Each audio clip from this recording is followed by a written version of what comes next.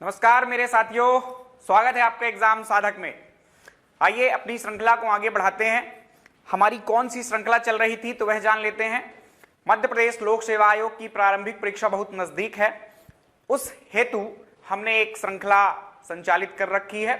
उसमें आपको पहली जो इकाई है उसका अध्यापन कार्य यहां पर करवाया जा रहा है। तो उसमें कुछ बातें कंप्लीट भी हो गई हैं और कुछ आज हमें स्टार्ट करना है। तो जो मेरे नए विद्यार्थी जुड़े हैं उनको सबसे पहले मैं बता दूं कि क्या बातें कंप्लीट हो गई हैं, क्योंकि मेरी सारी बातें आपस में कनेक्ट होती हैं। तो यह जानना अत्यंत आवश्यक है कि आपने अभी तक पीछे पढ़ा क्या है। तो यह आपका सिलेबस है जिसको मैंने अपने अनुसार क्या है कुछ बदलाव कर रखे हैं इसमें। तो उन बदलावों के तहत किस क्रम में चल रहे हैं हम, यह मैं दिखा देता हूं। ये दो बिंदु तो आपके क्रमवार हैं जैसा आपके सिलेबस में लिखा हुआ है, किंतु ये तीसरा बिंदु कहीं नीचे की ओर सिलेबस में आपको बिंदु मिलेगा, लेकिन मैंने इसको तीसरे क्रम पर रखा है। इसका उद्देश्य यह है क्योंकि हम यहाँ पर पढ़ते हैं पर्यटन स्थल, और पर्यटन का संबंध कहीं ना कहीं बहुत ज्यादा इतिहास से रहता है। किले होते हैं, महल होते हैं, गुफाएं होती हैं, इन सब का संबंध कहीं ना कहीं किससे होता है, हिस्ट्री से। तो आसान समझ के लिए यह काम मैंने कर रखा है आपके लिए। तो तीसरा क्रम जो हमारा रहता है वो क्या है, मध्य प्रदेश के प्रमुख धार्मिक एवं पर्यटन स्थल। तो चलिए, नए बच्चों के लिए क्या है कि हमारी जो 2 पॉइंट्स थे अपने यूनिट फर्स्ट के इकाई 1 के, वो कंप्लीट हो गए हैं, जो कि पूरी तरह से हिस्ट्री से रिलेटेड है। प्राचीन, मध्यकालीन और आधुनिक इतिहास जो है वो मध्य प्रदेश का कंप्लीट है। आगे हम आज क्या पढ़ने वाले हैं, तो ये जो तीसरा बिंदु आपको समझ में आ रहा है, मध्य प्रदेश के प्रमुख धार्मिक एवं पर्यटन स्थल, इसको पढ़ने वाले हैं। प्रारंभ में ही मैं आपको बता दूं कि क्या कुछ पढ़ना है हमें और कैसे पढ़ना है, इससे आपके लिए कुछ चीजें आसान हो जाएंगी आगे समझने में। तो चलिए शुरू करते हैं बिना किसी विलंब के। ये एक फ्लो चार्ट है, इसको आप देख सकते हैं कि कैसे पर्यटन केंद्रों को आप विभाजित कर सकते हैं। कहीं भी किसी भी देश या प्रदेश में जो पर्यटन केंद्र होते हैं उनको कैसे बांटे अपन। तो कुछ पुरातात्विक स्थल होते हैं। पर्यटन का मतलब समझ लो, स्थल तो बहुत सारे होते हैं ना, जहां ज्यादा पब्लिक घूमने के उद्देश्य से जाए, है ना। जैसे आपका आदमगढ़ की गुफाएं हैं, राइट, वो कहीं ना कहीं आपके मध्यपाषाण कालीन गुफाएं हैं, तो पुरातात्विक स्थल है। तो प्रत्येक पुरातात्विक स्थल को हम यहाँ शामिल नहीं कर सकते हैं। भीमबेटका भी एक पुरातात्विक स्थल है, लेकिन वहां पर बहुत सारे लोग घूमने के लिए जाते हैं, तो उसको हम पर्यटन में शामिल कर लेते हैं, लेकिन दूसरी और गुफाएं हैं उनको शामिल नहीं करते हैं। तो कुछ स्थल होते हैं आपके पुरातात्विक और ऐतिहासिक। ऐतिहासिक में जैसे आपके किले हो गए, जैसे आपकी गुफाएं हो गई, जैसे आपके महल हो गए, ये सब ऐतिहासिक स्थल होते हैं जो कहीं ना कहीं किसी इतिहास के किसी कालखंड में किसी शासक द्वारा निर्मित करवाए गए होते हैं, और आज वो बहुत खूबसूरत है, इसलिए बहुत सारे लोग वहां पर उसको भ्रमण करने के लिए जाते हैं। तो एक हमारा जो विभाजन का एक खंड था वह हो जाता है पुरातात्विक और ऐतिहासिक स्थल। दूसरा जो विभाजन का हमारा तरीका होता है वो धार्मिक पर्यटन स्थल हो जाते हैं। धार्मिक पर्यटन स्थल क्या होते हैं, कोई भी मंदिर है, कोई मस्जिद है, कोई गुरुद्वारा है, ऐसे जो स्थल होते हैं वो क्या होते हैं, आपके धार्मिक पर्यटन स्थल होते हैं। अब उन धार्मिक पर्यटन स्थलों में भी हम कैसे पढ़ेंगे, तो कुछ तो हम नगरों को पढ़ेंगे। नगर जैसे महेश्वर को पढ़ेंगे। महेश्वर में कोई एक मंदिर या ऐसी कुछ चीज उठाकर नहीं, महेश्वर ही पूरा धार्मिक केंद्र है एक प्रकार से। उज्जैन को अपन देखें तो उज्जैन पूरा ही धार्मिक है, बहुत सारे वहां मंदिर मिलते हैं। तो उज्जैन को एक नगर के रूप में अपन उठाएंगे और उसके अंदर कौन कौन से मंदिर हैं, क्या क्या घूमने वाली जगहें हैं, उनको हम आराम से देख लेंगे। तो कुछ इस तरह से हम धार्मिक केंद्र कंप्लीट करेंगे। उसको भी हम बांट कर पढ़ेंगे कि हिंदू धर्म से संबंधित जो स्थल हैं, उसके अलावा बौद्ध धर्म से संबंधित, जैन धर्म से संबंधित, उसके अतिरिक्त आप थोड़ा बहुत, जो कि बहुत कम है आपके यहाँ पर, ईसाई, सिख और आपके जो भी दूसरे धर्म है उनके जो महत्वपूर्ण स्थल है उनको भी हम देख लेंगे। क्लियर। तो ये 2 प्रकार के हमारे पर्यटन स्थल हो जाते हैं। देन तीसरी प्रकृति यहां सिर्फ विभाजन के दृष्टिकोण से है, बाकी पढ़ेंगे हम इनको अलग तरीके से। तीसरे आपके प्राकृतिक पर्यटन स्थल हो जाते हैं। प्राकृतिक, जहां खूबसूरत नदियां हो, झरने हो, तालाब हो, झीलें हो, ऐसी कुछ चीजें हो, वो प्राकृतिक पर्यटन स्थल होते हैं। लेकिन यहां पर आपको ध्यान रखने वाली बात यह है कि कुछ विशेष और प्राकृतिक पर्यटन स्थल होते हैं जहां पर वन्य जीवों को संरक्षण दिया जाता है। तो वो कुछ क्या हो जाते हैं, आपके वन्य प्राणी पर्यटन स्थल, जैसे कि आपके अभयारण्य होते हैं, जैसे कि आपके राष्ट्रीय उद्यान होते हैं, कोई विशेष जू होता है। तो वो सब किस में आ जाते हैं, आपके वन्य प्राणी पर्यटन स्थल में। तो प्राकृतिक और वन्य प्राणी आप एक जैसा ही ले सकते हैं, उसमें कोई दिक्कत नहीं होती है। लेकिन आप राष्ट्रीय उद्यान अब यहाँ पर नहीं पढ़ने वाले हैं कि पर्यटन के रूप में मैं आपको कान्हा किसली राष्ट्रीय उद्यान पढ़ाने वाला हूँ, वो हम जब राष्ट्रीय उद्यान 1 वाला टॉपिक उठाएंगे मध्य प्रदेश के भूगोल में, तब वही कंप्लीट करेंगे, राइट। पर ध्यान में रखने वाली बातें हैं कि वहां पर भी लोग घूमने के लिए जाते हैं। पन्ना टाइगर रिजर्व है, सतपुड़ा है आपका, यहाँ खूब सारे लोग देखने के लिए जाते हैं। क्लियर। तो इन स्थलों को कैसे कंप्लीट करेंगे सर, आप बोले कि ऐसे तो नहीं पढ़ना है हमको। तो यहां पर जो तीसरा खंड हमारा होगा वो हम एक नगर के रूप में, उस केंद्र के रूप में उठाएंगे, कोई पर्यटन केंद्र के रूप में। जैसे ये कहीं ना कहीं स्थल कैसे हैं, आपके किसी बड़े बड़े शहर में होंगे, तो इंदौर देखेंगे हम, भोपाल देखेंगे, जबलपुर देखेंगे, ग्वालियर देखेंगे, शिवपुरी देखेंगे। जहां भी बहुत सारे ऐसे पर्यटन स्थल हैं उनको हम उठाएंगे और ऐसे कंप्लीट कर लेंगे। फिर कुछ अलग से भी हो सकते हैं, जैसे कि हनुवंतिया टापू है, खंडवा अलग जिला लेने की आवश्यकता नहीं है, उसमें हम हनुवंतिया टापू पर्सनल ले सकते हैं। कुछ और ऐसे स्थल होंगे जिनको हम निजी तौर पर अलग से देखेंगे। तो अब आपको समझ में आ गया होगा कि हम पढ़ने कैसे वाले हैं। 4 खंड होंगे इस पर्यटन के, कुछ आपके ऐतिहासिक पर्यटन स्थल होंगे, उसके बाद आपको धार्मिक पर्यटन स्थल पढ़ना है, उसके बाद आपको कुछ जो नगर के केंद्र होते हैं, नगरीय जो आपके पर्यटन केंद्र हैं उनको देखेंगे। तत्पश्चात कुछ अलग से जो शेष बच जाता है हमारा, उनको देखने वाला है। तो इस तरह से 4 भाग में हम पढ़ने वाले हैं। सबसे पहले जो मैं उठाने वाला हूं वह हिस्सा है पुरातात्विक एवं ऐतिहासिक। इसमें 3 बातें आएंगी आपकी।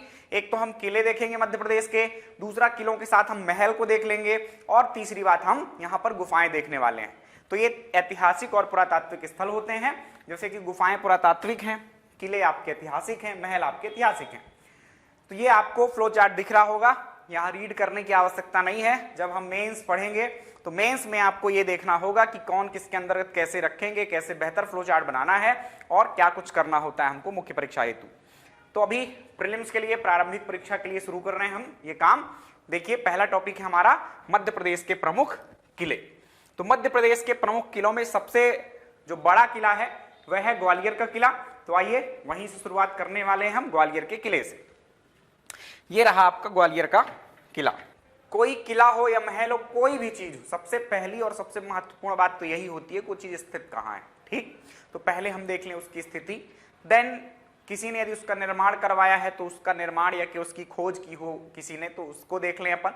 देन उसके बाद वहां क्या मिलता है, क्या घूमने जाते हैं आप, क्या क्या चीजें उसके अंदर स्थित हैं, तो वो सब देखा जाता है। तो इस क्रम को जरूर याद रखिएगा। आइए एक एक करके शुरू करते हैं। ग्वालियर का किला, आपको यहाँ परेशान होने की बिल्कुल आवश्यकता नहीं है, क्योंकि ग्वालियर का किला ग्वालियर में ही स्थित होगा, आपको आराम से समझ में आ रहा होगा। अब ये कहां पर, किस पर्वत पर स्थित है, तो ज्यादातर जो किले होते हैं वो कहीं ना कहीं किसी न किसी पर्वत या पहाड़ी पर स्थित होते हैं। तो ये 300 से 500 फीट ऊंची पहाड़ी है, बहुत ऊंची तो नहीं है, लेकिन इतनी ऊंची पहाड़ी पर यह किला निर्मित करवाया गया है। इसका निर्माण कब करवाया गया, तो ये काल याद रखना, 8वीं सदी। 8वीं सदी का मतलब है 700 से 800 के बीच कहीं किसी कालखंड में इसका निर्माण करवाया गया है। किसने करवाया है, तो उस निर्माणकर्ता का नाम याद रखिएगा, सूरज सेन नाम के एक शासक हुए यहाँ ग्वालियर के, उन्होंने इस किले का निर्माण करवाया था। ग्वालियर बहुत प्रसिद्ध स्थान है, ऐतिहासिक स्थान है।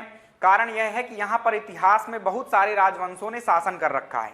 तो आपको इस किले में बहुत सारी चीजें अलग अलग काल की देखने को मिलेंगी कि अलग अलग काल में इसका निर्माण इस व्यक्ति ने करवाया, इसका निर्माण इस व्यक्ति ने, और वो सब अलग अलग काल की रहेंगी। क्लियर। तो ग्वालियर बहुत ही महत्वपूर्ण ऐतिहासिक स्थल है, सूरज सेन ने इसका निर्माण करवाया है। अभी मुझे बात याद आ रही है, वो मैं बता देता हूं आपको। यूनेस्को जो आपकी एक संस्था है, उसकी कुछ विशेष अलग अलग प्रकार की सूचियां होती हैं। उसमें से जो आपके नगरों को जिसमें शामिल किया जाता है, जैसे कि आपका अहमदाबाद है, जैसे कि आपका जयपुर है, इन नगरों को यूनेस्को ने अपने विश्व धरोहर की सूचियों में शामिल कर रखा है ना। कुछ पृथक सूचियां होती है जिसमें नगरों को शामिल किया जाता है। तो ग्वालियर और मध्य प्रदेश के ओरछा को, मतलब पूरे नगर को ही क्या कर रखा है यूनेस्को ने, अपने यूनेस्को की विश्व धरोहर सूची में स्थान दिया हुआ है। तो यह बात आप याद रख सकते हैं, 2020 में शामिल किया था, यह भी याद रखें। किस चीज से बना हुआ है, तो लाल बलुआ पत्थर और चूने से। यह ध्यान हमेशा रखिएगा, ज्यादातर जो किले होते हैं वो लाल बलुआ पत्थर से, और जुड़ाई के लिए या जोड़ने के लिए क्या किया जाता था, चूने का इस्तेमाल किया जाता था। तो ये तो सब में कॉमन बात है, कहीं इसमें परेशान होने की आवश्यकता नहीं है। इस किले के कुछ उपनाम हैं। उपनाम का मतलब कि कुछ विशेष कारणों से कुछ विशेष नाम दे दिए जाते हैं इनको, अलग अलग कालखंडों में किसी महान व्यक्ति ने कुछ नाम दे दिए या के मीडिया के द्वारा कुछ नाम दे दिए जाते हैं, है ना। तो जैसे चीकू आपके विराट कोहली का नाम है, जैसे कि आपका द्रविड़ है उनको दवाल कहा जाता है। ऐसे ही नाम आपके मिल जाते हैं किलों को, महल को। तो वो नाम कुछ किले ग्वालियर के किले के हैं, देख लेते हैं क्या क्या नाम है। तो किलों का रत्न कहा जाता है, पहली बात ये सब के सब पूछे गए, तीनों जो उपनाम मैं बता रहा हूं कहीं ना कहीं अलग अलग एग्जाम्स में पूछे जा चुके हैं। इसके अलावा इसको भारत के किलों में मोती कहा जाता है, तो मोती भी एक प्रकार का रत्न है। तो पहले याद रखें किलों का रत्न किसे कहते हैं, ग्वालियर के किले को, और किलों में मोती किसको कहते हैं, वो भी ग्वालियर के किले को। देन पूर्व का जिब्राल्टर भी एक उपनाम है जो कि सबसे इंपॉर्टेंट, इन दोनों में से सबसे इंपॉर्टेंट क्या है, यही वाला नाम है जिसको याद रखना है, पूर्व का जिब्राल्टर। जिब्राल्टर एक जगह है जो कि आपके भूमध्य सागर में अटलांटिक महासागर की ओर जहां उसका मुख है वहां पर स्थित एक स्थान है। और हमारा जो देश है विश्व के नक्शे पर आप देखेंगे तो कहीं ना कहीं पूर्व की ओर आता है, इसलिए इसको पूर्व का जिब्राल्टर कहते हैं। अब किले में बहुत सारी चीजें स्थित होती हैं, एक बहुत बड़ी प्राचीर होती है, उसके भीतर बहुत सारे महल हो सकते हैं, बहुत सारे मंदिर हो सकते हैं। तो ये सब महल किले के अंदर आते हैं, राइट। कुछ किलों में दरवाजे विशेष होते हैं प्रवेश करने के लिए। तो ये सब बातें पूछी जाती हैं, उन्हीं को हम कंप्लीट कर रहे हैं अब आगे, है ना। किसने निर्माण करवाया, कहाँ स्थित है, ये सब तो जान लिया, एक सामान्य जानकारी। अब इसके अंदर क्या क्या स्थित है, उनका निर्माण किसने करवाया है, हम इन्हीं किलों के साथ देखने वाले हैं। महलों की बात हम यही करने वाले हैं। फिर जब हम महल अलग से देखेंगे तो आप देखेंगे कि आपको सारे ही महल ज्ञात हो चुके हैं पहले ही। तो हम जो भी पढ़ें एक साथ पढ़ें, जो चीज जिससे जुड़ी है वहीं पर पढ़ लें तो अच्छे से याद हो जाता है। तो आलमगीर दरवाजा, ये पूछा गया दरवाजा है कि किस किले से संबंधित है, आलमगीर दरवाजा, इसको याद रखना है। इसके अलावा हिंडोला दरवाजा, ये आपके ग्वालियर के दो महत्वपूर्ण दरवाजे हैं। इसके अलावा गुजरी महल है, बहुत सारे दरवाजे ग्वालियर के किले में, लेकिन 5 दरवाजे महत्वपूर्ण हैं जिसमें से 2 के बारे में एग्जाम्स में आ चुका है, पूछा जा चुका है। 3 और याद रखिए, भविष्य में कभी पूछा जा सकता है। गुजरी महल दरवाजा है, गुजरी महल दरवाजा।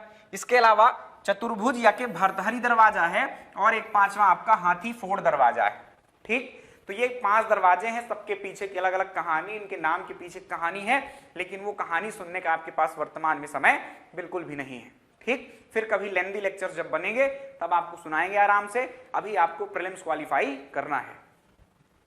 आगे बढ़े हम तो अगली जो बात होगी वह यह है कि इस किले के अंदर दरवाजों के अतिरिक्त अब अंदर और क्या स्थित है। दरवाजों से हमने प्रवेश तो कर लिया, अब अंदर क्या देखने जाते हैं हम। किलों में कुछ महल होंगे, कुछ मंदिर होंगे, तो वो कौन कौन सी चीजें हैं, आइए एक एक करके इसको जान लेते हैं।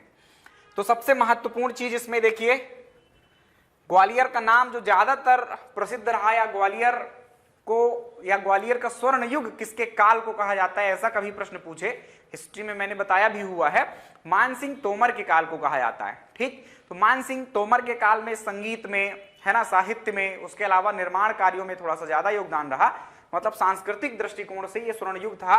तो इसमें 2 चीजें आपको याद रखना, एक तो गुजरी महल और एक है मान मंदिर। मान मंदिर महल ही है, ये कोई मंदिर नहीं है, मान मंदिर महल है, वहीं नजदीक ही उस महल के मंदिर स्थित है, इसके कारण लोग उसको बोलचाल में क्या कहने लगे हैं, मान मंदिर।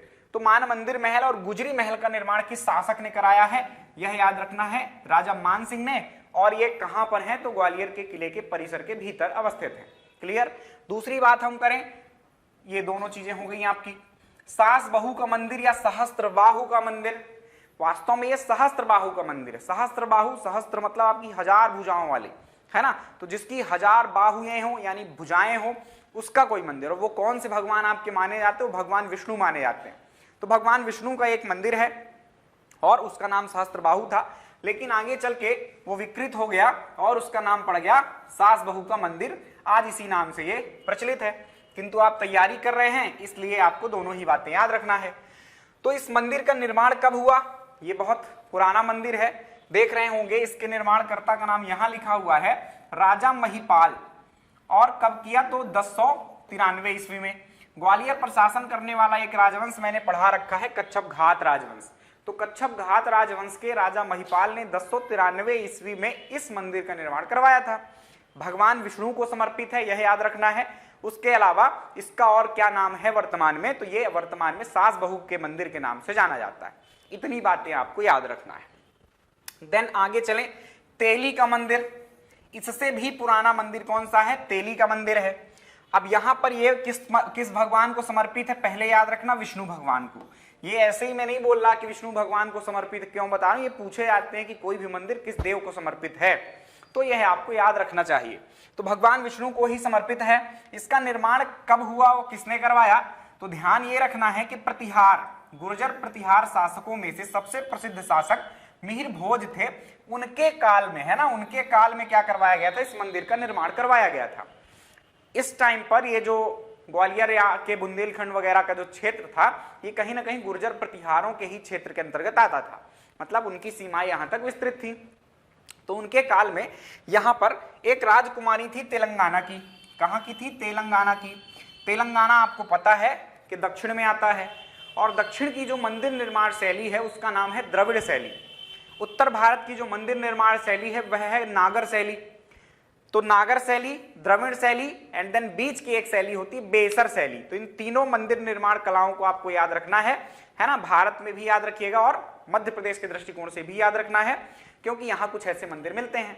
ज्यादातर जो मंदिर हमारे वो नागर शैली के, क्योंकि हमारा मध्य प्रदेश उत्तर भारत में आता है, किंतु कुछ उटपटांग से मंदिर आ जाते हैं जो कि दक्षिणवर्ती कलाएं जो है मंदिर निर्माण की, उसके हिसाब से बना दिए गए हैं। जैसे कि एक एग्जाम्पल आपके सामने यहाँ पर है। तो ये मंदिर क्योंकि तेलंगाना की राजकुमारी ने बनवाया था और वो दक्षिण की थी, तो इस मंदिर की जो कला है, निर्माण कला है, वह द्रविड़ शैली में बना हुआ है, यह आपको याद रखना है। और इसी कारण से, क्योंकि इन्होंने बनवाया, इसलिए इस मंदिर का एक और नाम मिलता है तेलंगाना का मंदिर। तो ये इतने सारे फैक्ट्स थे, याद रखना इस बारे में कि तेली का मंदिर है, कहां है, ग्वालियर में है, ग्वालियर किले के परिसर के भीतर स्थित है। किसने निर्माण करवाया, तो तेलंगाना की एक राजकुमारी थी, उनका नाम कुछ उल्लेख नहीं है, ना, जो बोर्ड लगा रहता है सभी मंदिरों पर, सभी जगहों पर, उसके हिसाब से जो जानकारी मैंने दी है वो एग्जैक्टली वही है। तो तेलंगाना की राजकुमारी ने निर्मित करवाया, इसलिए उसका नाम तेलंगाना का मंदिर भी होता है। इसके अलावा क्योंकि तेलंगाना दक्षिण में आता है, इसलिए यह द्रविड़ शैली में निर्मित है। किसके काल में निर्मित हुआ, तो राजा मिहिर भोज के काल में यह निर्मित हुआ मंदिर है। क्लियर। अब आप कहोगे तेली का मंदिर क्यों नाम है इसका सर, तो तेली का मंदिर इसलिए नाम है क्योंकि पहले चलती थी श्रेणियां। श्रेणी मतलब आपकी पुरानी व्यवस्था में जैसे आज है कि अलग अलग कृषक समूह हैं, उनके हितों की रक्षा करने के लिए अलग संगठन बने हुए हैं। उसके अलावा कोई व्यापारी वर्ग है तो व्यापारियों के हितों की रक्षा के लिए बने हुए हैं कुछ संगठन, जैसे कि आपने फिक्की, एसोचैम ऐसा सुन रखा होगा। तो वैसे उस टाइम पर श्रेणियां होती थी और वो क्या दिया करती थी, दान या के दक्षिणा दिया करते थे। तो तेली संघ के द्वारा, तेली श्रेणी के द्वारा यहाँ पर क्या किया गया था, दान दिया गया था, इसलिए इस मंदिर को तेली का मंदिर भी कहते हैं। क्लियर। एक और एग्जाम्पल ऐसा ही, जैसे कि दसपुर में आपने एक सूर्य मंदिर के बारे में पढ़ा था, मैंने पढ़ाया है आपको। दसपुर अभिलेख में एक जानकारी मिलती है कि बुनकरों की जो श्रेणी थी, है ना, वो एग्जाम्पल इस तरह श्रेणी की बात मैं बता रहा हूं कि बुनकरों की एक श्रेणी ने सूर्य मंदिर के निर्माण के लिए दान दिया था। ये पीएससी ने एक प्रश्न पूछ रखा है। तो ये ऐसी श्रेणियां होती थी और उनको आपको याद रखना चाहिए। इतिहास में आप श्रेणी व्यवस्था डीप में पढ़िएगा। तेली के मंदिर के बाद हम अगले मंदिर पर चलें या अगले जगह पर चलें, तो वो है दाता बंदी छोड़ गुरुद्वारा। तो ये भी एक धार्मिक स्थल है, लेकिन सिख धर्म से रिलेटेड है, ये ध्यान रखें। किसके नाम पर है, किस गुरु के, उसमें आपको पता है 10 गुरु होते हैं आपके सिख संप्रदाय जो है आपका, उसमें तो उसमें 6वें क्रम के जो गुरु थे, गुरु हरगोविंद साहब, इनका काल 1606 से 1645 था, गुरु ये रहे। तो इनके स्मृति में इस मंदिर का निर्माण करवाया गया। कब करवाया गया, तो बहुत पुराना नहीं है, किंतु ये उस परिसर में है और पूछा जाता है, इसलिए हमको याद रखना है। ये 1970s में इसका निर्माण हुआ है, लेकिन घटना कब से रिलेटेड है, वो मध्यकाल से रिलेटेड है, इसलिए हम उसको आपके मतलब डिटेल में इसको पढ़ रहे हैं। क्लियर। तो क्या घटना है, देखो ये जहांगीर के काल की घटना है। यहां पर 6वें सिख गुरु हरगोविंद थे, उन पर कुछ जुर्माना लगाया गया था 2 लाख रुपए का, और वो जुर्माना दे पाने में असमर्थ थे, इस हेतु उनको 2 वर्ष की कैद की सजा सुनाई जाती है और जहांगीर ने इनको ग्वालियर के किले में ही कैद कर दिया था। ग्वालियर के किले में आपका शासन पाल वंश का रहा, जो कि सूरज सेन थे, जिसने ग्वालियर के किले की प्राचीरों का निर्माण करवाया है। आगे चल के वहां पर शासन गुर्जर प्रतिहारों का रहा, आगे चल के वहां पर सल्तनत कालीन शासक रहे, आगे चल के मुगल भी आए तो उनका भी अधिकार रहा, फिर यहीं पर तोमर राजवंश, कच्छप, ऐसे बहुत सारे राजवंश हुए जिसने यहाँ शासन किया है। तो अलग अलग काल में अलग अलग चीजें मिल रही हैं हमको। तो ये जहांगीर के काल की बात है, मुगल काल की बात है। इस टाइम पर मुगलों का शासन था आपके ग्वालियर पर। तो यहां पर उन लोगों ने इस किले को कोई खास यूज नहीं, कैदियों को रखने के लिए किया था। और न केवल एक जन थे, मतलब सिख गुरु हरगोविंद साहब थे, बल्कि यहाँ पर जो भी छोटे मोटे शासक थे जिनको हराया था आपके जहांगीर ने, उनको सबको यहाँ कैद रखा था उसने। क्लियर? तो ये एक कैद खाने के रूप में यूज किया जाता था, इस बात को भी आप नोट रखें। और गुरु हरगोविंद की याद में वर्ष 1970 में इस गुरुद्वारे का निर्माण करवाया गया और यह मध्य प्रदेश का सबसे बड़ा गुरुद्वारा है। यह बात भी आपको याद रखनी है। जब सिख धर्म स्थल पढ़ेंगे तो सबसे महत्वपूर्ण यही रहेगा। आगे बढ़ें तो आगे अब कुछ खास नहीं है, आपको लगे कि याद रखना है, कहीं पूछा जाए तो ये आप देख लीजिएगा मेरा वीडियो, एक नजर देख लेते हैं कि और क्या क्या है वहां पर। सुनने से ही कई बार चीजें हमको क्या हो जाती हैं, याद आ जाती हैं। क्लियर? तो मैं नाम रीड कर रहा हूं आपके लिए कि और भी बहुत सारे महल हैं, जैसे कि जहांगीर महल है, जैसे शाहजहां महल है, बादल महल है, ये दोनों आपके मुगल शासक हैं। बादल महल आपके राजा मान सिंह के चाचा थे। कर्ण सिंह एक आपके यहाँ पर जाट शासकों का शासन था, तो कर्ण सिंह और भीम सिंह है ना, उनका केंद्र भिंड से हुआ करता था, लेकिन ये ग्वालियर वाला क्षेत्र उनके अधीन आता था। बाद में महादजी सिंधिया ने जाट शासक लोकेन सिंह जाट से ये ग्वालियर का किला छीनकर फिर बाद में दौलत राव सिंधिया ने इसको राजधानी बनाई थी। क्लियर? आपने मेरी हिस्ट्री के लेक्चर देखे होंगे, तो ये कहानी और ये नाम इजिली समझ में आ जाएंगे। और नाम आपको पता है कोई कहां से रिलेटेड है तो इजिली आप उसके संबंध में जो स्थल पूछे जाएंगे वो आप बता पाएंगे। राइट? तो देखिए, कर्ण सिंह और भीम सिंह की छतरी ये आपके ग्वालियर में है, जाट शासक थे। विक्रम महल राजा मान सिंह के पुत्र थे, उनके नाम पर यह बना हुआ है। और एक सूरज कुंड है। सूरज कुंड किसने बनवाया? तो सूरज कुंड ये सूरज सेन जिसने ग्वालियर के किले का निर्माण करवाया 8वीं सदी में, उसी ने एक कुंड का भी निर्माण करवाया था जिसका नाम है सूरज कुंड। मध्य प्रदेश कर्मचारी चयन मंडल ने इस प्रश्न को पूछ रखा है। उसके अलावा कुछ जैन प्रतिमाएं आपके उस पहाड़ी के नीचे दिखाई देती हैं। ये कुछ स्थल हैं आपके ग्वालियर के किले में। ये सारे स्थलों के मैंने बढ़िया तस्वीरें ऐड कर रखी हैं, आइए मजे से उनको देखते हैं। जो बातें हमने भी सीखी है, पढ़ी है, उनको थोड़ा सा वास्तविकता में उतार लें कि वास्तव में वो चीजें कैसी दिख रही हैं। ये राजा मान सिंह का महल है, यह याद रखें, बड़ा सा है, बढ़िया ब्लू ब्लू टाइल्स हैं। थोड़ा क्वालिटी वाली पिक्चर मुझे नहीं मिली उतनी एचडी में, लेकिन जैसी भी मिली आपके लिए काम की है, आपको कुछ कुछ समझ में आ रहा है।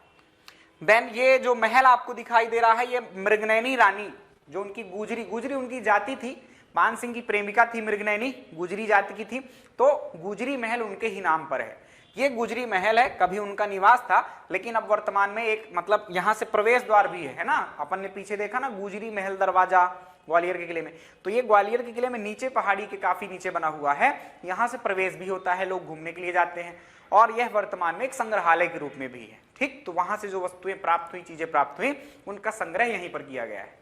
तो ये गुजरी महल है, ये याद रखें। कुछ वस्तुएं आपको बाहर जो मूर्तियां, तस्वीरें, जो चीजें मिलती थी उस काल की, वो यहाँ पर कलेक्ट करके रख ली गई हैं। लोग जाते हैं देखने इनको, आप भी जाइए। ये प्रवेश द्वार है, गुजरी महल लिखा हुआ यहाँ पर, यहां से आप एंटर करते हैं। ये भगवान विष्णु की पद्मनाभ मुद्रा है। ये सास बहू का मंदिर है, भगवान विष्णु को समर्पित है, सहस्त्रबाहु मंदिर भी इसको कहते हैं।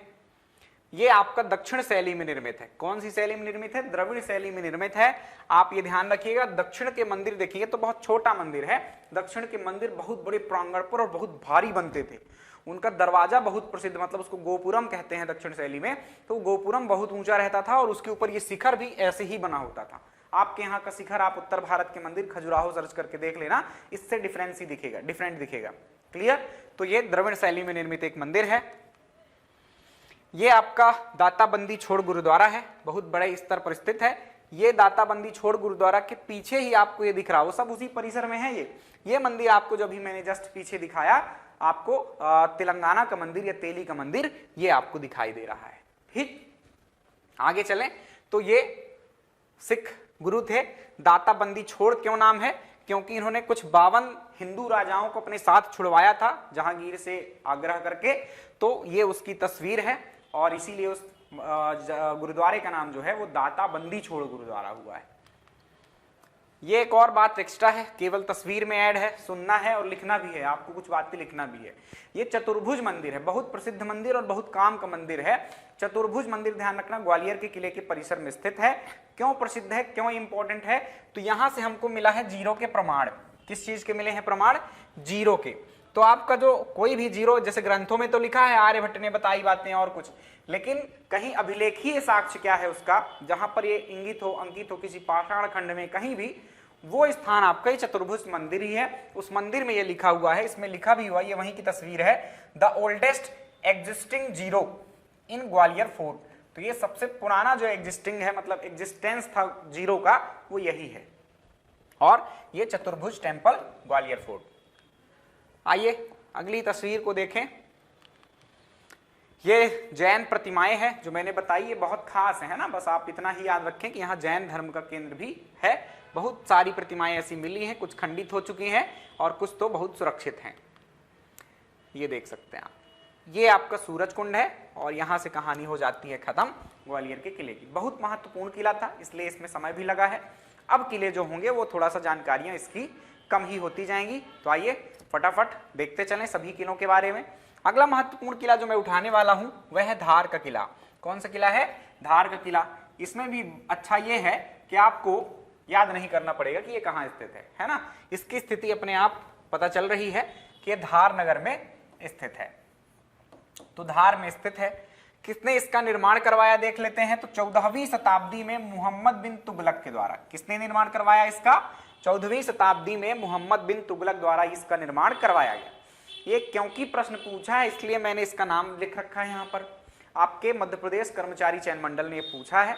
अब आपकी जो भी संस्थाएं हैं मध्य प्रदेश की आरआरबी एग्जाम लेता है, व्यापम लेता है, मध्य प्रदेश लोक सेवा आयोग लेता है, तो जो भी ये परीक्षाएं आयोजित करने वाली संस्थाएं हैं, यदि कहीं ऐसे प्रश्न बनते हैं, पूछे जाते हैं, तो हमारे लिए वो एक सरकारी स्रोत के रूप में काम करते हैं कि हम उससे डेटा उठा सकते हैं। ठीक, इसलिए मैं ये जानकारियां दे देता हूं। आप ये मत समझ लेना कि मैं व्यापम आपको पढ़ा रहा हूं। ठीक, आप पीएससी की तैयारी कर रहे हैं। इसका वास्तव में निर्माण आपके परमार काल में हुआ था, लेकिन एक बार मोहम्मद बिन तुगलक देवगिरी के अभियान में दक्षिण की ओर गया हुआ था और वापस आते टाइम यहीं रुका था और कुछ निर्माण कार्य भी करवाए थे। तो यहीं से माना जाता है कि ये मोहम्मद बिन तुगलक ने इस किले का निर्माण करवाया है। तो आपको वास्तविकता पता चल गई है। जैसा भी विकल्प आए आपको ध्यान में रखना है। हिंदू, मुस्लिम और अफगान शैली में इसका निर्माण हुआ है। इस परिसर में क्या क्या स्थित है, जैसे हमने देखा पीछे ग्वालियर के किले में बहुत सारी चीजें थी, उनकी भी डिटेल हमने देखी है क्योंकि वो काम की थी, लेकिन यहाँ आप सिर्फ आपको नाम याद रखना है। तो इसमें सबसे इंपॉर्टेंट तो यहाँ का एक महल है, खरबूजा महल। राइट, तो खरबूजा महल कहाँ स्थित है, यह प्रश्न भी आ चुका है। तो खरबूजा महल स्थित है आपके धार में और धार के किले के अंदर। दूसरी बात, यहाँ पर शीश महल है। ये शीश महल तो कई सारे किलों में होते हैं, तो कोई खास इतनी बात नहीं। जहां का खास होगा तो फिर मैं आपको बताऊंगा। जैसे ओरछा का शीश महल पूछा जाने वाला प्रश्न है तो वहां पर उसकी चर्चा करेंगे। तो अभी के लिए आप याद रखें खरबूजा महल, एक ऑप्शन के तौर पर शीश महल भी याद रखिए। यहाँ पर एक सूफी संत अब्दुल शाह चंगल का मकबरा भी बना हुआ है और इसके अलावा यहाँ पर कालका मंदिर बना हुआ है। क्या बना हुआ है, कालका मंदिर। तो इसमें सबसे इंपॉर्टेंट मैं यदि छांटना चाहूं, आपके लिए बताना चाहूं, तो ये खरबूजा महल और कालका मंदिर मत भूलना। कालका मंदिर के बारे में भी प्रश्न आ चुका है। किसने निर्माण करवाया, तो ये कालका मंदिर भी किस काल का है, परमारों के काल का। तो सोचो किला कैसे मोहम्मद बिन तुगलक बनवाएगा जब यहाँ की चीजें हमको मिल रही हैं किस काल की, आपके परमार काल की। परमार शासन करते थे ना मालवा पर। तो यहाँ पर ये कालका मंदिर राजा भोज के द्वारा बनवाया गया था, ऐसा आपको तथ्य याद रखना है। तो चलिए, ये चार बातें जो थी वो आपके परिसर में स्थित थी। कुछ और बातें इससे विशेष संबंध में प्रश्न आ जाते हैं, तो उसको भी देख लेते हैं कि यहाँ पर क्या क्या स्थित है। यहाँ पर दो घटनाएं कम से कम आपके लिए महत्वपूर्ण है, तीसरी नॉर्मल है। देखते हैं क्या है। पेशवा बाजीराव। ये पेशवा बाजीराव में आपको कंफ्यूज नहीं होना है। प्रश्न ऐसा ही पूछा गया था कि पेशवा बाजीराव का जन्म निम्नलिखित में से किस स्थान से संबंधित है, तो आपने उत्तर लगा दिया धार। लेकिन ये कौन से पेशवा थे, अब जो हमारे विद्यार्थी होते जिनके मन में ज्यादा क्वेरीज आती हैं उनके लिए डाउट दूर करके कि पेशवा बाजीराव द्वितीय थे। राइट, ये पुस्तकों में द्वितीय शब्द नहीं यूज किया गया है, ये मैंने यूज किया है ना। तो पेशवा दो थे आपके बाजीराव नाम से, एक बाजीराव प्रथम आप कह दीजिए, एक बाजीराव द्वितीय कह दीजिए। जो सबसे फेमस बाजीराव हैं वो आपके प्रथम वाले हैं। 1720 से 1740 उनका जो है तो शासनकाल रहा है। पेशवाई उनकी रही है, ऐसा कहिए। वो पेशवा थे, कोई राजा नहीं थे, है ना। राजा को छत्रपति कहते थे मराठों में, आप ये याद रखें।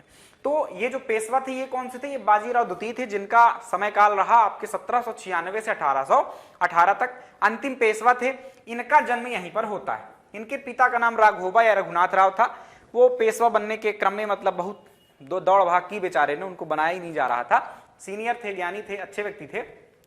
तो वो पहले खुद परेशान रहे, बीच में बने भी कुछ काल के लिए, और आगे चल के उनके पुत्र भी परेशान हुए। एकदम मतलब नकारे टाइप के कह दो, कुछ खास उपलब्धियां हैं नहीं इनकी। जो भी किया इन्होंने मराठा साम्राज्य को नष्ट करने का ही काम किया है। लेकिन प्रश्न पूछा जाता है कि बाजीराव जो द्वितीय थे उनका जो जन्म स्थान है वो मध्य प्रदेश के किस स्थान पर है? तो आप याद रखें धार। एक दारा सिकोह का नाम याद रखना, शायद सुना ही ना हो आपने इस नाम को कि कौन सा व्यक्ति है, लेकिन बहुत महत्वपूर्ण व्यक्ति है जब आप भारतीय इतिहास पढ़ते हैं। भारतीय इतिहास में शाहजहां का नाम तो आपने निश्चित रूप से सुना होगा, और ये जो शाहजहां था इसका बेटवा था। ये दारा सिकोह जो था ये बेटा था, बहुत धार्मिक प्रवृत्ति का व्यक्ति था, बहुत शानदार जबरदस्त व्यक्ति था। बड़ा बेटा था तो सामान्यतः बड़े बेटे को राजा बनाया जाता था। तो जो शाहजहां था उसने तो घोषणा यही कर दी थी, पहले से ही कर दी थी कि जो दारा सिकोह होगा वही शासक बनेगा अगला। लेकिन उसके 4 बेटे थे और 3 बेटियां थी शाहजहां के।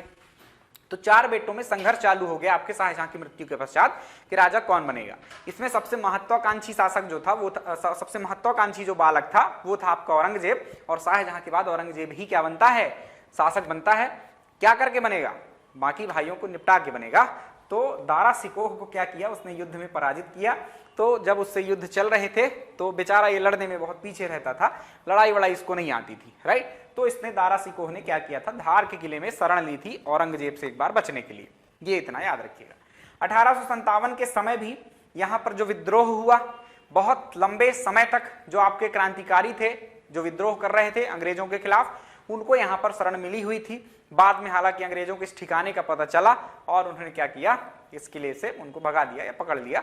और एक और घटना, यहाँ पर पवार शासकों का शासन था। एक बात और एक्स्ट्रा नोट करना है यहाँ पर आपको। क्या नोट करना है? पवार शासकों का शासन, यानी कि शाही महल था ये, यहीं से ये राजधानी था, यहीं से वो शासन करते थे। यह याद रखिएगा। किनका था? पवार। कौन थे ये पवार? तो जैसे आपके बाजीराव प्रथम 1720 से 1740, उन्होंने क्या किया था? बहुत सारे भागों में आपके मराठा साम्राज्य को बांटा था।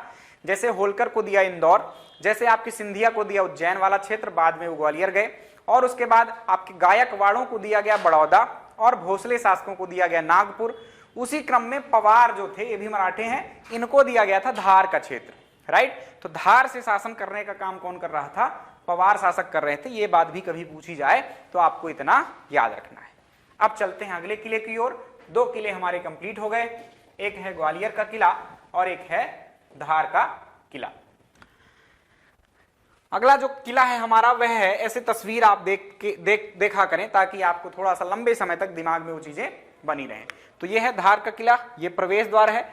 यहाँ पर आप कालका मंदिर, खरबूजा महल खरबूजे की जैसी आकृति का, उसका जो ऊपर का गुंबद है वैसा लगता है खरबूजा रखा हुआ आधा काट के, तो इसलिए उसका नाम खरबूजा महल है, ठीक। एक खरबूजा महल आपको बुरहानपुर में भी मिलता है, लेकिन वो महत्वपूर्ण नहीं है। चलिए अगले किले को उठाएं। तो अगला किला है हमारा महेश्वर का किला। महत्वपूर्ण है, कुछ बातें यहां से पूछी गई हैं लेकिन तथ्य कम है, इतना याद रखें आप। जो भी बातें हैं आइए सीख लेते हैं, समझ लेते हैं। महेश्वर का किला कहां होगा? तो महेश्वर तो बहुत पॉपुलर प्लेस है, आपने कहीं ना कहीं सुन रखा होगा। ये खरगोन जिले के अंतर्गत आता है। किस नदी के किनारे स्थित है कभी पूछा जाए तो नर्मदा नदी के किनारे स्थित है, यह याद रखें। और आप किसने इस किले का निर्माण करवाया गया था? तो ये वास्तविक जानकारी मैं भी दे देता हूं। वास्तविक जानकारी तो यह है कि इसका निर्माण बादशाह अकबर ने करवाया था, है ना। जो प्राचीरें थी, प्राचीर का मतलब समझते हो ना, दीवार, तो जो प्राचीरें थी उनका निर्माण किसने करवाया था? अकबर के काल में हो गया था, 1601 ईस्वी के आसपास। लेकिन आगे चल के आपकी जो देवी अहिल्याबाई होती हैं, लोक माता अहिल्याबाई होती हैं, उन्होंने अपनी राजधानी स्थानांतरित की थी कहां पर? उन्होंने अपनी राजधानी महेश्वर में स्थानांतरित की और महेश्वर में कुछ निर्माण कार्य इसी किले में इन्हीं प्राचीरों के भीतर करवाए। तो ऐसा माना जाने लगा कि इस किले का निर्माण किसने करवाया है? अहिल्याबाई ने। तो आपसे पूछा जाए तो आपको जानकारी हो गई है, पूछा गया है ये प्रश्न कि महेश्वर के किले का निर्माण किसने करवाया, तो महेश्वर के किले का निर्माण करवाया आपके अहिल्याबाई ने। नॉर्मल पूछा जाए तो याद रखना। लेकिन कभी कुछ आपके सेंटेंस या कुछ ऐसी बातें आ जाएं तो वास्तविक स्थिति यह है कि इसका निर्माण अकबर के काल से शुरू हो गया था। क्लियर? आगे बढ़े। इसके कुछ और नाम हैं देवी अहिल्याबाई के कारण यह स्थल प्रसिद्ध हुआ, इसलिए हालांकि केवल देवी अहिल्याबाई के कारण नहीं, ये स्थल बहुत प्राचीन काल से ही, पाषाण काल से ही जुड़ा हुआ था और आज तक ये सभ्यता यहाँ पर बसी हुई है। आप ये ध्यान रखने, बहुत प्राचीन स्थल है, हर काल में ये इसका नाम आपको दिखाई सुनाई देगा, कहीं भी ऐसा नहीं है कि सूना पड़ा हुआ है, क्योंकि ज्यादातर नगर कैसे होते थे कि कोई सभ्यता रही और कुछ समय बाद नष्ट हो गई, ऐसा था। लेकिन ये बहुत समय तक इससे मतलब हमको प्रमाण मिलते रहे कि बहुत समय तक यहाँ लोग बसे रहे और आज भी बसे हुए हैं। तो मतलब महाभारत काल से आप समझ लीजिए, उस काल से। तो अहिल्याबाई जो थी उनके नाम पर अहिल्या किला और होलकर किला, ऐसे इस नाम से भी इनको जाना जाता है। चलिए अगले किले की ओर चलें। ये ऐसा है, बढ़िया शानदार सा नजारा है इस किले का, बहुत बेहतरीन नक्काशियां की गई हैं इनकी दीवारों पर। आप कभी जाएं तो इसके सामने आपको नर्मदा नदी भी मिलेंगी, इस किले के जस्ट सामने ही बह रही हैं, तो वहां पर आप स्नान वगैरह भी कर सकते हैं, बढ़िया तैराकी कर सकते हैं, बोटिंग वगैरह होती है, बोटिंग कर सकते हैं आप। खेलों के लिए भी जाना जाता है महेश्वर। तो जो जल से संबंधित क्रीड़ाएं होती हैं, यदि उसको मध्य प्रदेश शासन करवाता है तो ये महेश्वर को चुना जाता है, क्योंकि वहां पर स्थिर रहती है माता नर्मदा। ठीक, वहां पर बहुत तेज प्रवाह वगैरह नहीं होता, वो काफी चौड़ी है। असीरगढ़ का किला, अगले किले को लें, बहुत ही महत्व का किला है, इसको तो और पहले पढ़ना था, कोई बात नहीं, चौथे क्रम में आया है, तो क्रम के हिसाब से महत्व नहीं समझना है आपको, आपको तथ्यों के हिसाब से महत्व समझना है किसी बात का। असीरगढ़ का किला बहुत महत्व का है, किस जिले के अंतर्गत आता है? बुरहानपुर में आता है, पूछा गया प्रश्न है। किसने निर्माण करवाया था? आशा अहीर नामक एक पशुपालक था, उसने इसका निर्माण करवाया था। ध्यान ये रखना, बुरहानपुर में या कि खान देश इसको कहा जाता था उस काल में, बुरहानपुर के आसपास के क्षेत्र को। तो खान देश के काल में यहाँ पर जो शासक थे वो फारूकी वंश के शासक थे, लेकिन निर्माण उन्होंने नहीं करवाया है। उनकी राजधानी के रूप में भी असीरगढ़ रहा, मतलब एक सैन्य केंद्र के रूप में ऐसा कह दीजिए, लेकिन उन्होंने निर्माण नहीं करवाया। कंफ्यूजन होता है कई बच्चों को, तो ये दूर रखना। आशा अहीर नाम के पशुपालक ने किया, बहुत सारे उसके पास पशु थे और उनको रखने के लिए इसकी प्राचीरों का निर्माण उसने करवाया।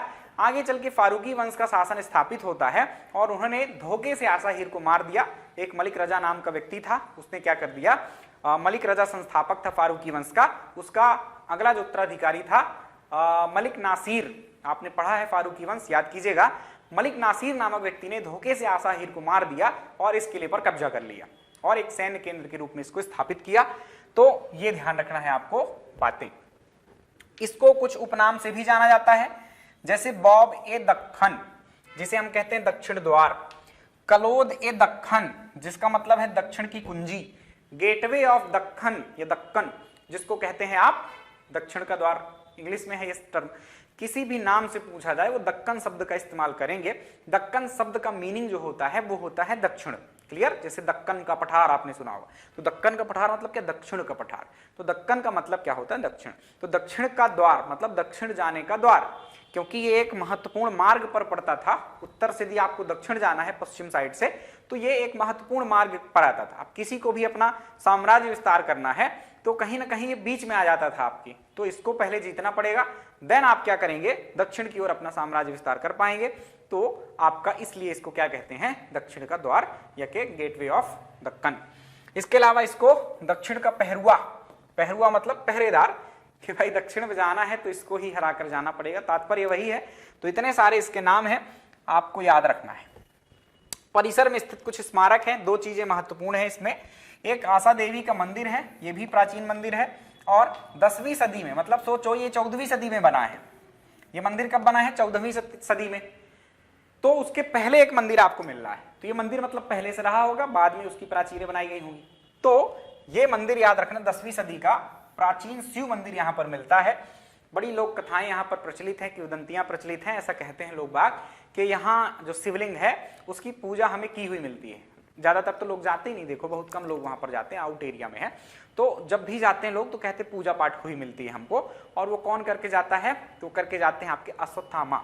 अश्वत्थामा जो कि अमर है ना, कुछ सात्विक लोग अमर हैं आपके पौराणिक ग्रंथों के अनुसार, उसमें से एक अश्वत्थामा है और उनके माथे से ब्लड निकलता रहता है। ऐसा कुछ लोगों ने बोला कि अरे भैया हमको तो बड़े लंबे लोग दिखे, तो बड़े लंबे व्यक्ति थे, है ना, पुराने लोग बहुत लंबे हुआ करते थे। तो ऐसा लोग बताते हैं कि यहाँ पर हमको अश्वत्थामा दिखे हैं। कहते एक व्यक्ति दिखा जिसके माथे से खून बह रहा था, शायद कहानियां हो, किंवदंतियां ही हो, क्या पता सत्य हो। मैं ईश्वर को सत्य नहीं मानता, ईश्वर को मानने वाला व्यक्ति हूं। ठीक, तो ईश्वर को जब मानूंगा तो सभी ग्रंथों को सत्य मानता हूं और सभी कहानियों को सत्य मानता हूं। तो अश्वत्थामा का अस्तित्व है, तो आप भी मानकर चलिए। कुछ अन्य महत्वपूर्ण तथ्यों की बात करें। मुमताज जो है, मुमताज महल कौन है, बहुत फेमस है, आप सब जानते ही होंगे। वो मुमताज महल है कौन सी, शाहजहां की बेगम, जो सबसे खूबसूरत बेगम थी। हालांकि कई बेगमें थी, तो ऐसे तो हमारे प्रेमी शासक हुए हैं जिनकी बेगमें तो कई सारी थी। मान सिंह प्रेमी थे, मान सिंह की भी बेगमें थी 9, है ना, 8 सॉरी, एक गार्ड थे वहां के, उन्होंने उसको 8 बताया है, बाकी अलग अलग डेटा मिलता है।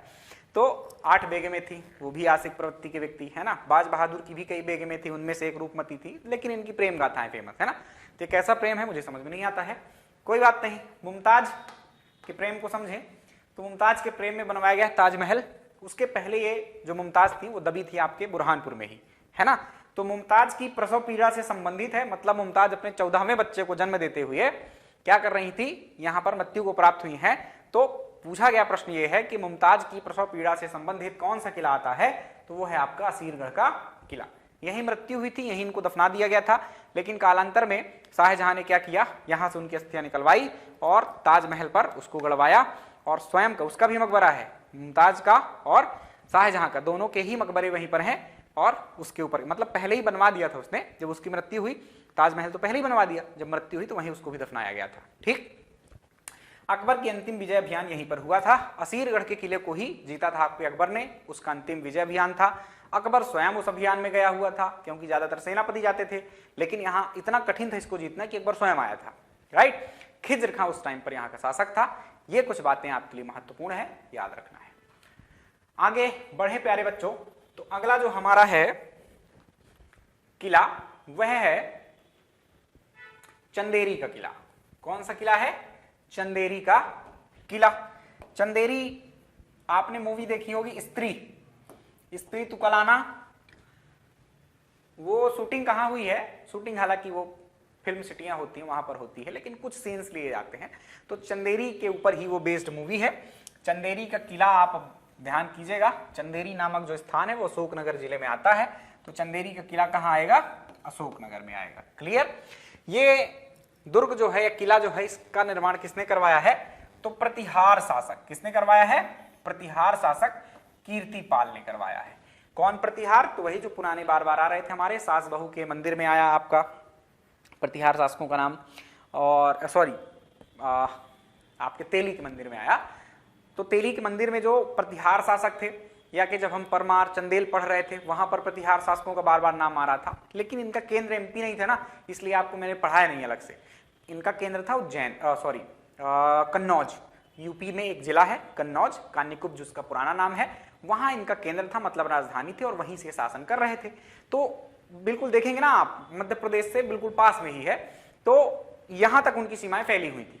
तो उसी काल में 11वीं सदी में यह क्षेत्र उनके अधीन रहा होगा, और यहां पर कीर्तिपाल नामक शासक ने इस किले का निर्माण करवाया। किस सदी की बात है ये, तो 11वीं सदी की बात है। अब बात करें आगे की, क्योंकि बनवाया किसने, कीर्तिपाल नामक व्यक्ति ने, तो इसका एक उपनाम मिलता है, वो नाम मिलता है कीर्ति दुर्ग।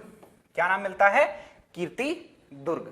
तो पहले तो प्रतिहारों के अधीन रहा, बीच में फिर यहाँ पर जो भी शासक शासन करते रहे, जैसे कि तोमर आया तो तोमरों के अधीन हो गया, फिर आगे चल के बुंदेलखंड में बुंदेल शासक आते हैं, तो बुंदेलों के अधीन भी चंदेरी एक रियासत के रूप में है, ये भी ध्यान रखना है। तो यहीं से सबका शासन चला। तो बहुत ऐतिहासिक नगर है आपका चंदेरी, ये याद रखें। यहाँ पर कुछ स्थल हैं जिनको आपको देखना चाहिए। इसके अंदर हवा महल इंपॉर्टेंट नहीं है, आप तो नौखंडा महल याद रखना। क्या याद रखना, नौखंडा महल, और यहाँ पर जौहर कुंड। ये 2 बातें पूछी गई हैं। थोड़ा सा आप यदि कलर आपको दिख रहा हो तो मैं कुछ ब्लू करके लाता हूं और कुछ रेड, तो जो मुझे एग्जैक्टली पता होता है कि ये प्रश्न आ चुका है, इसलिए उनको मैं ब्लू करके रखता हूं, और जो महत्वपूर्ण बातें हैं उनको रेड हेडिंग करके रखता हूं, है ना, रेड कर देता हूं। तो ये आप ध्यान रखना, जो ब्लू दिखेंगी वो प्रश्न आया ही आया है। कुछ बातें रेड होती हैं जो कि आई हुई होती हैं, तो ऐसा मत समझ लेना कि जो ब्लू है वही बस आता है, पर वो तो 100% आया है। कुछ रेड में से आई हुई बातें होती हैं जिनको मैं बता देता हूं आपको। कारण ये है, हम जब पढ़ते हैं प्यारे बच्चों तो हमें पता होना चाहिए कि ये किस दृष्टिकोण से महत्वपूर्ण है। जब तक हमें महत्व नहीं समझ में आता ना, तब तक हम किसी चीज को अच्छे से पढ़ते नहीं हैं। जैसे आप अखबार उठाइए, अखबार आप में से तो ज्यादातर विद्यार्थी पढ़ते ही नहीं है, पता नहीं मैं कह के थक चुका हूं कि अखबार पढ़िए है ना। ये हमको करंट अफेयर्स नहीं तैयार करना है अखबार से। अखबार से हमारा ज्ञान व्यवहारिक होता है ना। हर खबर आप सीबीआई, आरबीआई, जो भी चीजें हो रही हैं आपके देश में घटनाएं, वो व्यवहारिक हो जाती हैं और आप जब सैद्धांतिक रूप से उस चीज को पढ़ते हैं तो अच्छे से समझ में आ जाता है। तो अखबार आपको निश्चित रूप से पढ़ना चाहिए। तो नौखंडा महल और जौहर कुंड की मैं बात कर रहा था। नौखंडा महल और जौहर कुंड ये क्या है, आपके बहुत पॉपुलर स्थान है। दो प्रश्न आपसे पूछे जाते हैं और उसमें बहुत बच्चों को कंफ्यूजन होता है। क्या कंफ्यूजन होता है कि एक है सतखंडा महल, अभी आगे हम पढ़ने वाले उसको। सतखंडा महल है दतिया में। दतिया कहां पड़ता है? मध्य प्रदेश के उत्तरी क्षेत्र में, ग्वालियर के बगल में, है ना, आपने देखा होगा, भिंड के पास। तो सतखंडा महल कहां है? मध्य प्रदेश के उत्तर में। देन उसके नीचे आता है अशोकनगर और अशोकनगर में आता है चंदेरी। तो प्रश्न कभी आए नौखंडा और सतखंडा के बारे में कंफ्यूजन ना हो, इस हेतु आप क्या कर लेना, 7, 8, 9 लिख लेना। 7 यानी सतखंडा जो कि ऊपर है, नौखंडा नीचे। जगहें हमको याद रहती हैं कि एक चंदेरी में और एक दतिया में है। दिक्कत ये हो जाती है कि ऊपर सतखंडा है कि नीचे नौखंडा है, तो इस ट्रिक से आप उसको याद कर पाएंगे। तो नौखंडा महल और जौहर कुंड कहां है, ये पूछा गया प्रश्न है, वो है आपके चंदेरी में। ठीक, तो इतनी बातें इसमें याद रखना। खिलजी मस्जिद भी है और हजरत अब्दुल रहमान की यहां पर कब्र भी है। ये कम महत्व के हैं पर कहीं ना कहीं पुस्तकों में दिया होता है। आपके एग्जामिनर जो होते हैं पुस्तकों से ही प्रश्न उठाते हैं, तो क्या पता कभी पूछ ले, इसलिए मैंने लिख दिया है। ठीक, चलिए, जौहर कुंड तो बहुत जगह है। आप कहेंगे कि जौहर कुंड क्या एक जगह है यहीं पर? नहीं, ऐसा नहीं होता है।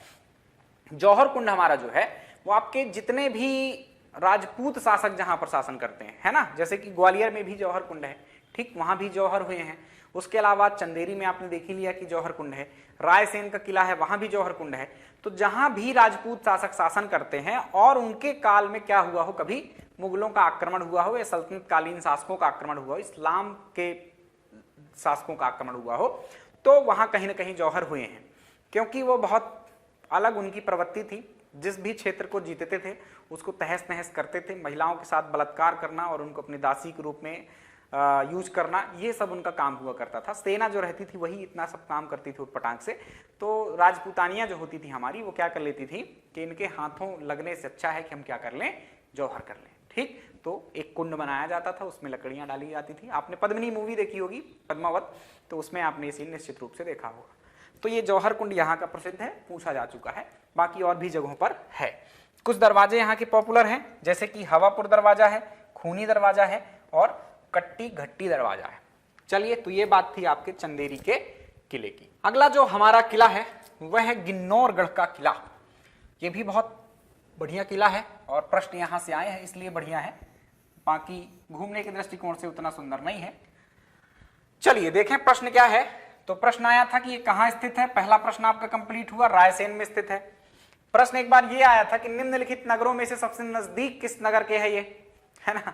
रायसेन का किला, आपका गिन्नौरगढ़ का जो किला है वो किसके ज्यादा नजदीक है, तो भोपाल सिटी के ज्यादा नजदीक है। जिले की बात नहीं है, देखो, है ना, जिले की बात नहीं है। जिलों में भी जैसे मान लो ऐसा भोपाल है आपका, राइट। अब यहां पर उसका मुख्यालय आता है भोपाल के नीचे की ओर, राइट। और यहीं पर आपका रायसेन का क्षेत्र है, तो यहां पर आपका ये आता है। तो यहां से 60 किलोमीटर ही दूर है गिन्नौरगढ़ का किला। अब रायसेन का मुख्यालय देखें तो काफी दूर है ना। तो ये किसके ज्यादा नजदीक है, ऐसा प्रश्न आया था। तो इसलिए मैंने ये बात 60 किलोमीटर के साथ ऐड कर दी है आपके लिए कि भोपाल से लगभग 60 किलोमीटर दूर स्थित है। क्लियर? वो बात जब कभी आप वैकल्पिक प्रश्नों को सॉल्व करेंगे तो आपको समझ में आ जाएगी। चलते हैं आगे। इसका निर्माण किसने करवाया है, तो महाराजा उदयवर्धन, इन्हीं का ही नाम उदयवर्मन मिलता है। 13वीं शताब्दी में करवाया है। ये एक गोंड शासक थे, ये याद रखिएगा। इसके अलावा यहाँ पर क्या क्या है घूमने वाली जगह, परिसर के अंदर क्या क्या है, तो सुंदर बावड़ी, बादल महल और इत्रदान महल जैसे कुछ सुंदर महल अवस्थित हैं। ये तो कम महत्व के हैं। ये एक इंपॉर्टेंट फैक्ट है जो पूछा जा चुका है एमपीएसआई 2017 में। प्रश्न पूछा गया था कि निम्नलिखित में से किसे सुकाह क्षेत्र कहा जाता है। सुकाह मतलब होता है, सुकाह एक संस्कृत शब्द है जिसका तात्पर्य तोते से होता है। उस क्षेत्र में गिन्नौरगढ़ के किले और उसके आसपास के जो जंगल हैं वहां पर बहुत ज्यादा मात्रा में तोते पाए जाते हैं और इसके कारण इसको क्या कहा जाता है, आपका सुकाह क्षेत्र कहा जाता है। ठीक, या कि तोतों का किला किसे कहा जाता है, तो आप उत्तर लगा दीजिएगा गिन्नौरगढ़ का किला। दतिया का किला, अगला महत्वपूर्ण किला है हमारा दतिया का किला। इसके बारे में कुछ बातें पहले ही ध्यान रख लीजिएगा। ये आप जब जाएंगे तो कोई ऐसा बहुत ऊंची पहाड़ी पर बड़ी प्राचीरों के भीतर स्थित जगह नहीं है। ये आप एक नगर जैसे देखते हैं। क्या देखते हैं? नगर जैसे। उसके बीच में एक बड़ी इमारत खड़ी है, वो है आप दतिया का किला। ठीक, तो कोई बहुत प्राचीर ऐसा कुछ नहीं है, एक महल जैसा है। और कई बार तो महल ही पूछा जाता है, पर सामान्यतः लोग इसको क्या कह देते हैं? दतिया का किला। वो कौन सा महल है आइए देख लेते हैं, समझा देता हूं। मतलब कुल मिला के आपसे ये पूछा जाता है सतखंडा महल, जिसकी चर्चा अभी अभी मैंने क्या की है? पीछे की है। तो सतखंडा महल कहां स्थित है, यह कभी पूछा जाए तो आप दतिया बताना, या इसी को ही कह दिया जाए कि दतिया का किला कहां है, तो ये दतिया में होगा ही होगा। क्लियर? इसको किसने निर्मित करवाया था? तो वीर सिंह देव बुंदेला जी जो थे आपके 1605 से 1627 जिनका टेन्योर था, इन्होंने करवाया था 1618 ईस्वी में इसका निर्माण। और यही है आपका सतखंडा महल। इसको वीर महल भी कहा जाता है, वीर सिंह ने बनवाया इसलिए वीर महल। इसके अलावा इसके और कुछ अन्य नाम है, जैसे कि पुराना महल और जैसे कि गोविंद महल। तो 3-4 नाम है इसके, वो याद रखना है आपको कि दतिया का किला, जिसे हम सतखंडा महल भी कह रहे हैं, पहली बात ये याद रखना, यही है मेन बात, है ना। और ये सतखंडा महल को और किस नाम से? तो वीर सिंह ने बनवाया इसलिए वीर महल या वीर सिंह पैलेस, कुछ भी ऐसा शब्द आए आप दिमाग लगाना है उस पे। उसके अलावा आपका गोविंद महल भी और पुराना महल भी इसको कहा जाता है। एक इंपॉर्टेंट बात जो पूछी जाती है, इसको स्टार बना लेना, पूछी ही गई है, यहां पर लिखवाया गया है कुछ आपके भवानी सिंह ने, नरेश भवानी सिंह थे यहाँ के, इन्होंने कुछ बातें लिखवाई है, जैसे कि justice is the gem of crown लिखवाया है। क्या लिखवाया इन्होंने? Justice is the gem of crown. Justice मतलब न्याय, जेम मतलब होता है आपका रत्न। तो जस्टिस रत्न है किसका? राजमुकुट का। राजमुकुट मतलब जो राजमुकुट धारण करने वाला व्यक्ति है, मतलब राजा का जो रत्न है वो क्या है? न्याय करना। आप इसको प्राचीन काल से या वैदिक काल से, मौर्य काल से कभी भी देखेंगे तो ये बात बहुत मजबूती से पेश की जा रही थी कि राजा का सबसे महत्वपूर्ण कर्तव्य क्या है? न्याय करना। महाभारत में उठाइए, रामायण उठाइए, कहीं भी आप देखेंगे तो ये बात इंपॉर्टेंट है और इन्होंने ये लिखवाई है। इसका हिंदी अर्थ होता है न्याय राजमुकुट का रत्न है। और पूछा गया किसने लिखवाया और कहां लिखवाया है, तो नरेश भवानी सिंह ने लिखवाया है। आगे चलें अगले किले पर। दतिया का किला हमारा कंप्लीट हो गया। 2-3 बातें इसकी महत्वपूर्ण थी जो हमने देख ली है। ओरछा का किला। ओरछा का किला, जैसे पीछे मैंने बताया ना कि कोई किले जैसा बहुत बड़ा भव्य ऐसा कुछ नहीं दिखाई देता, ओरछा का किला बिल्कुल नगर जैसा दिखता है आपको, है ना। एक बहुत बड़े क्षेत्र में बना हुआ रहा होगा कभी, जब इसका स्थापना हुआ होगा या निर्माण हुआ होगा। निर्माण किसने करवाया? तो जिसने ओरछा बनवाया था। ओरछा का निर्माण एक्चुअली कहें कि बसाने को कहें तो ओरछा को बसाने का कार्य किसने किया था? तो राजा रुद्र प्रताप सिंह बुंदेला ने किया था, है ना। 1501 ईस्वी के आसपास इन्होंने इसको बसाया था, 16वीं शताब्दी हम कह सकते हैं। तो ओरछा को बसाया और यहीं पर कुछ प्राचीरें बनवाई और अपने काल में कुछ अपने शासन करने के लिए कुछ किलों का निर्माण भी करवाया होगा, मतलब महलों का निर्माण भी करवाया होगा। लेकिन बहुत सारे निर्माण कार्य फिर आगे के शासकों ने करवाया है। जो प्राचीरें थी इस किले की आज वो नहीं दिखाई देती हैं। बीच बीच में कहीं हमको इस नगर के रूप में, मतलब आप जाएंगे ना तो एक शहर के रूप में ही दिखेगा, उसी के बीच में आपको सारे महल सारे मंदिर दिखेंगे, है ना। लेकिन कहीं कहीं पर चारों ओर से घेरे हुए कुछ प्राचीरें दिखाई दे जाती हैं, तो ऐसा लगता है हमको कि कहीं ना कहीं यहाँ कोई किला रहा है, आज उसकी दीवारें टूट गई। तो उसके अंदर क्या क्या स्थित है वो हमको देखना है। तो सबसे पहले तो ओरछा का किला बनवाया किसने है, ये ध्यान रखिए। ओरछा बेतवा नदी के किनारे है ना। ये बेतवा नदी जब पढ़ेंगे तब भी बात आएगी, इसके किनारे स्थित नगर। तो बेतवा नदी के किनारे है और इसका निर्माण 16वीं शताब्दी में राजा रुद्र प्रताप सिंह बुंदेला ने करवाया था। इसके भीतर कुछ स्थान स्थित हैं, कुछ जगहें हैं जो महत्वपूर्ण होती हैं, उनको आइए देख लेते हैं। कौन कौन सी जगहें हैं? तो सबसे पुराना जो स्मारक है यहाँ का, मतलब रुद्र प्रताप सिंह ने क्या करवाया उसकी तो कोई जानकारी मिलती नहीं है, कहाँ रहते थे, क्या शासन करते थे, शायद महल रहा होगा, टूट टाट गया होगा। लेकिन आगे के शासकों की जानकारियां कि राजा महल है, ये आपके बनवाया मधुकर शाह बुंदेला ने। रुद्र प्रताप सिंह के बाद भारती सिंह बुंदेला, उसके बाद मधुकर शाह बुंदेला शासन करते हैं। उन्होंने काफी कुछ निर्माण कार्य करवाए। तो एक राजा महल है, वहां पर स्थित सभी स्मारकों में सबसे प्राचीन यही समझ में आता है। तो ये ध्यान रखें, आपका किसने बनवाया है? मधुकर शाह बुंदेला ने। है कहां? तो ओरछा में। आपसे ऐसा नहीं पूछा जाएगा कि राजा महल कहां है, क्योंकि बहुत सारी जगहों पर राजा महल होते हैं। सभी शासक जहां रहते थे उसको राजा महल ही कह देते थे। जैसे कि आपके मंडला में राजा महल मिल जाएगा, राइट। तो राजा महल शब्द कुछ ना कुछ यूज करेगा वो, कि ओरछा का राजा महल किसने बनवाया, या कि ओरछा में सबसे प्राचीन स्मारक क्या है, वो राजा महल है, ऐसा कुछ प्रश्न बनेगा आपसे। ठीक, सीधा प्रश्न ऐसा नहीं पूछेगा कि राजा महल कहां है। तो ये बात हो गई हमारे राजा महल की। मधुकर शाह बुंदेला ने बनवाया। राजा राम मंदिर जो बहुत पॉपुलर है, बहुत प्रसिद्ध है, आपने कहीं ना कहीं इनके बारे में निश्चित रूप से सुन रखा होगा। तो राजा राम मंदिर, या इन्हीं को ही हम रामलला मंदिर कहते हैं, इसका भी निर्माण आपके मधुकर शाह बुंदेला ने करवाया है। और इसके साथ ही एक और काम, चतुर्भुज मंदिर भी इन्होंने निर्माण करवाया है। ये मैं याद करा देता हूं एक कहानी के माध्यम से आपको। 3 निर्माण कार्य हो गए इनके। इनकी एक पत्नी थी गणेश कुंवरी, शॉर्ट में समझाता हूं, है ना, बहुत समय आपके पास नहीं है। वो भगवान राम की अनन्य भक्त थी, और जो मधुकर शाह बुंदेला थे वो साहब थे आपके भक्त भगवान कृष्ण के। दोनों में एक बार विवाद उत्पन्न हुआ कि चलो भ्रमण के लिए चलते हैं। तो एक जन कह रहे थे कि कृष्ण जी की नगरी वृंदावन चलना है, एक जन कह रही थी कि हमको अयोध्या चलना है। पति पत्नी में विवाद, जीतेगा कौन? पत्नी जीतेगी, है ना।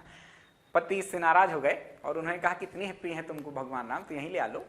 उनको ये बात लग गई और वो चली जाती हैं अयोध्या भगवान राम को लेने। तपस्या करती हैं साधु संतों की सहायता से, और तपस्या का कोई प्रतिफल उनको मिलता नहीं है। तो सोचती हैं कि अब वापस जाकर बेइज्जती कराने से अच्छा है यहीं अपना जीवन समाप्त कर दूं भगवान राम की सेवा में। उन्होंने मृत्यु प्राप्त करनी चाहिए, और उसके लिए सरयू नदी जो वहाँ प्रवाहित होती है उस पर छलांग लगा दी। जब उन्होंने छलांग लगाई तो उनको अंदर से एक तस्वीर मिलती है, मूर्ति मिलती है ना।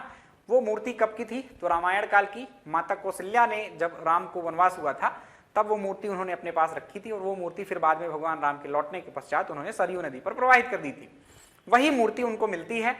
भगवान राम प्रकट होते हैं और कहते हैं चलिए, बस चलना चाह रहा हूं मैं। और इस कारण से क्या हुआ, कुछ शर्तें रखी उन्होंने। चलने के लिए तैयार तो हुए, लेकिन कहा उन्होंने कि आप मुझको जहां भी रख देंगी पहली बार वहीं मैं बैठ जाऊंगा, रख दूंगा, मतलब स्थापित हो जाऊंगा। और उसके अलावा उन्होंने एक शर्त ये रखी कि आपको पैदल जाना पड़ेगा। दोनों शर्तें मंजूर है ना, भगवान के लिए क्या नहीं मंजूर होगा। तो उन्होंने दोनों शर्तें मंजूर कर ली और पैदल चल दी। उसके पहले ही सैनिकों से क्या करवा दिया, संदेश भिजवा दिया कि जाओ महाराज को बताओ कि इनके लिए भव्य मंदिर का निर्माण करवाया जाए ओरछा में। ठीक, तो अब मधुकर शाह बुंदेला जब भगवान राम आने वाले थे तो उसके पहले उन्होंने एक मंदिर का निर्माण करवाया जिसका नाम था चतुर्भुज मंदिर। बहुत प्रसिद्ध मंदिर है ये, और कई जगहों पर चतुर्भुज मंदिर है। जैसे पीछे ही हमने ग्वालियर में देखा चतुर्भुज मंदिर, अभी ओरछा में देख रहे हैं चतुर्भुज मंदिर, है ना। अभी और एक आध जगह आएंगी जहां पर हम चतुर्भुज मंदिर देखेंगे, जैसे कि खजुराहो में भी है चतुर्भुज मंदिर, राइट। तो ये आपको समझ में आ जाएगा विकल्पों को देखकर कि कहां के चतुर्भुज मंदिर की बात यहां पर की जा रही है। क्लियर। तो चतुर्भुज मंदिर एक बनवाया ओरछा में, लेकिन जब भगवान राम को लाई गणेश कुंवरी, रात हो चुकी थी, और रात होने के पश्चात वो अपने महल में जाती हैं और विश्राम के लिए उन्होंने भगवान राम को वहीं स्थापित कर दिया, रख दिया था, है ना। उनको शर्तें वगैरह भूल गई थी, उन्होंने क्या कर दिया, रख दिया भगवान श्री राम को, और आज तक वो वहीं स्थापित है। तो जो राजा राम महल है वो एक महल हुआ करता था, और वो महल में ही आज आपके राजा राम विराजित हैं। ठीक, तो चतुर्भुज मंदिर खाली रह गया और राजा राम जो मंदिर है वो एक महल के रूप में आज मंदिर आपको दिखाई देता है। क्लियर। तो 3 बातें याद रखना, मधुकर शाह ने बनवाई कौन कौन से, राजा महल, उसके अलावा चतुर्भुज मंदिर और राजा राम मंदिर। राजा के रूप में पूजे जाते हैं, ये बात याद रखना इस मंदिर की। उसके अलावा यहाँ पर कुछ बातें मैं बता देता हूं, वर्तमान घटनाओं को जोड़ूं यदि, तो यहाँ पर भगवान श्री राम के नाम पर, या कि इस जगह को क्या किया जा रहा है, एक राजा राम लोक के नाम पर विकसित किया जाना है। जैसे कि महाकाल लोक का विकास हुआ है, जैसे कि सीहोर की सलकनपुर में आपका देवी लोक बनाया जाना है, जैसे कि चित्रकूट में आपके वनवासी राम लोक बनाया जाना है, वैसे ही यहां पर राजा राम लोक बनाया जा रहा है। क्लियर। और बहुत सारी बातें फिर चर्चा करेंगे कभी, तो ध्यान रखना है इन कुछ बातों का। और बहुत प्रसिद्ध जो मंदिर है वो यही मंदिर है ओरछा का, यहीं आप घूमने जाते हैं वास्तव में। आगे अब कुछ और महल है, देख लें। तो राय प्रवीण महल है जो कि राजा इंद्रजीत ने बनवाया था। शीश महल जो मैंने पीछे भी चर्चा की इसकी, शीश महल आज एक होटल के रूप में है, मध्य प्रदेश शासन ने ही विकसित किया इसको, ये ओरछा में है। इसके अलावा जहांगीर महल बहुत फेमस है, प्रसिद्ध है, जिसको वीर सिंह देव ने बनवाया था। एक दिन रुकने के लिए जहांगीर के, इसलिए इसको 1 नाइट पैलेस भी कहते हैं। और मुस्लिम और बुंदेला जो, या बुंदेला तो एक प्रकार के राजपूत ही थे, तो राजपूत वास्तुकला शैली में इसका निर्माण करवाया गया है। तो ये कुछ बातें थी आपकी किसकी, ओरछा के किले की। थोड़ा प्यारे बच्चों मेरा लेक्चर लेंदी हो जाता है, मैं चाहूं तो छोटा कर सकता हूं, इसमें कोई इशू नहीं है, लेकिन क्या है फिर बातें आपको समझ में नहीं आती। सिर्फ रीड करना हो तब तो आपके लिए बहुत सारा कंटेंट अवेलेबल है यूट्यूब में, कहीं भी जाइए, बांचने वाले जो व्यक्ति हैं वो खूब मिल जाएंगे आपको कि बस लाइन खींच खींच कर पढ़ रहे हैं। तो उससे क्या होता है, पढ़ना हो तो आप तो पुस्तकों से भी पढ़ लेंगे, वर्तमान में बहुत जबरदस्त कंटेंट अवेलेबल है आपके मार्केट में, है ना। तो बांचने से कुछ नहीं होता है, आपको याद होना चाहिए। और याद चीजें कैसे होती हैं, उसके कुछ तरीके होते हैं। उसका एक तरीका तो आप सुनिए ध्यान से किसी भी बात को और कुछ कहानी के माध्यम से उनको कनेक्ट कीजिए, राइट, एक ये, और दूसरा ऑब्जेक्टिव्स लगाइए। इन दो तरीकों से क्या होता है, चीजें याद होती हैं। तो पहला तरीका तो मैं कंप्लीट करवा रहा हूं, दूसरा तरीका आपको करना है कि आपको ऑब्जेक्टिव ढेर सारे लगाना है। पहले मुझे ध्यान से सुनिए और बढ़िया कोई पुस्तक ले आइए वैकल्पिक प्रश्नों की और उनको ध्यान से बैठकर लगा डालिए, है ना, सारी कहानी आपको स्पष्ट हो जाएगी। चलें आगे, बहुत बातें नहीं करना है हमें। ओरछा के किले के बाद हम देखने वाले हैं रायसेन का दुर्ग। रायसेन का दुर्ग कहां होगा भाई, तो रायसेन में होगा, कहीं और तो होगा नहीं। रायसेन का दुर्ग रायसेन में है, ठीक है। और कहां पर है ये, तो पहाड़ी के एक शिखर पर स्थित है। इसका निर्माण किसने करवाया था, तो राजा राज बसंती नामक यहाँ के एक शासक थे जो कि 11वीं-12वीं शताब्दी के थे। इन्होंने निर्माण करवाया और कोई जानकारी इनकी बहुत नहीं मिलती है कि कौन थे, कौन से वंश के थे, ऐसा कुछ नहीं। राजा राज बसंती याद रखना, और 11वीं-12वीं शताब्दी में बनवाया। इस किले को पूरणमल का किला भी कहा जाता है। क्या कहा जाता है, पूरणमल का किला। तो बनवाया तो राजा राज बसंती ने रायसेन में, रायसेन का किला। यहां पर फिर आगे चल के बहुत सारे शासक बदलते रहे, उसमें से एक शासक हुए यहाँ के पूरणमल। आगे ये 15वीं शताब्दी के, मतलब आप 16वीं शताब्दी कहिए, जब आपके शेरशाह सूरी का शासन था। कब की बात है ये, आपके पूरणमल नाम के शासक कब थे, जब आपके शेरशाह सूरी का शासन था आपके दिल्ली में। ये कब था, तो आप 1540 से 1545 जो शेरशाह सूरी का शासन काल है वो याद रखिएगा। तो इस काल में ये पूरणमल नामक एक व्यक्ति थे। इनका इतिहास प्रसिद्ध है, इसलिए इस किले को एक और अन्य नाम दिया गया है जो कि है पूरणमल का किला। क्लियर। यहां पर पूरणमल जो थे, एक बड़ी प्रसिद्ध घटना है, शेरशाह सूरी ने मालवा अभियान जब किया था तो रायसेन के किले को जीता था और धोखे से जीता था। पूरणमल मारे गए थे इस युद्ध में, और यहां पर बहुत सारी रानियों ने क्या किया था, जौहर कर लिया था। क्या कर लिया था, जौहर कर लिया था। तो यहां भी आपको जौहर कुंड मिलेगा, लिखा नहीं है लेकिन मिलेगा। तो जौहर कर लिया था, और ये गाथा बड़ी प्रसिद्ध है। इनके पास एक पारसमणि थी, वहीं बीच में एक कुंड बना हुआ, उसमें फेंक दी थी। आज भी लोग जाते हैं, आप जैसे लोग, और उसको तोड़ने का प्रयास करते हैं, लेकिन मिलती नहीं है। ठीक, चलिए, तो ये याद हो जाएगा अब आपको, पूरणमल का किला। राजा रोहित का महल यहीं पर बना हुआ है, ये राजा राज बसंती से कनेक्ट है ना, उनके संबंधी थे। राजा रोहित का महल, उसके अलावा यहाँ पर बादल महल भी है ना, ये महलों के नाम याद रखना सबके सब। इत्रदार या इत्रदान महल, और उसके अलावा सोमेश्वर महादेव मंदिर। तो ये इस परिसर में, इस किले के परिसर में स्थित चीजें हैं कुछ। क्या क्या हुई, आपके राजा रोहित का महल इंपॉर्टेंट, बादल महल और इत्रदान महल और सोमेश्वर महादेव मंदिर, ये कुछ यहाँ पर स्मारक है। इसमें से सोमेश्वर महादेव मंदिर तो भी चर्चा में भी था। पंडित प्रदीप मिश्रा को आपने पढ़ा होगा कहीं ना कहीं खबरों में, अखबारों में। बीच में उन्होंने एक कमेंट किया था बड़ा तगड़ा कि शिवराज के काल में ही शिवराज कैद है ना। एक कहीं रायसेन में कुछ उनका शिव पुराण चल रहा था, शिव जी के शिव कथावाचक हैं वो, तो उन्होंने ये कमेंट किया था और बड़े प्रसिद्ध रहे, तो उनका कमेंट मीडिया में आ गया। और फिर बहुत सारे नेता और जो चुटभैया नेता होते हैं ना, वो कुछ मुद्दा पाकर क्या करने लगते हैं, अपने आप को मीडिया में लाइमलाइट में लाने के लिए बस प्रयास में लग जाते हैं। तो बड़े नेताओं की मैं चर्चा कर रहा हूं। उमा भारती जैसी नेत्रियां क्या करती हैं, यहां आती हैं और उस गेट को खुलवाने का प्रयास करती हैं। आर्कियोलॉजिकल सर्वे ऑफ इंडिया के अंतर्गत ये आता है और उसने ही इस पर ताला लगा रखा है, और उचित भी है।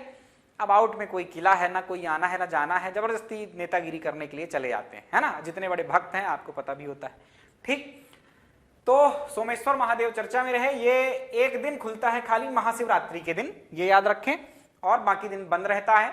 किसी ने नहीं खुलवाया, न खुलवा पाए, ये बंद ही है, आज भी बंद है। दो बातें महत्वपूर्ण है, एक है इको साउंड सिस्टम यहाँ का, मतलब आप पुरानी जो पद्धतियां थी उसमें आप समझिए कि क्या तकनीक हम लोग यूज करते थे। दो तकनीक के मामले में ये बहुत महत्वपूर्ण है।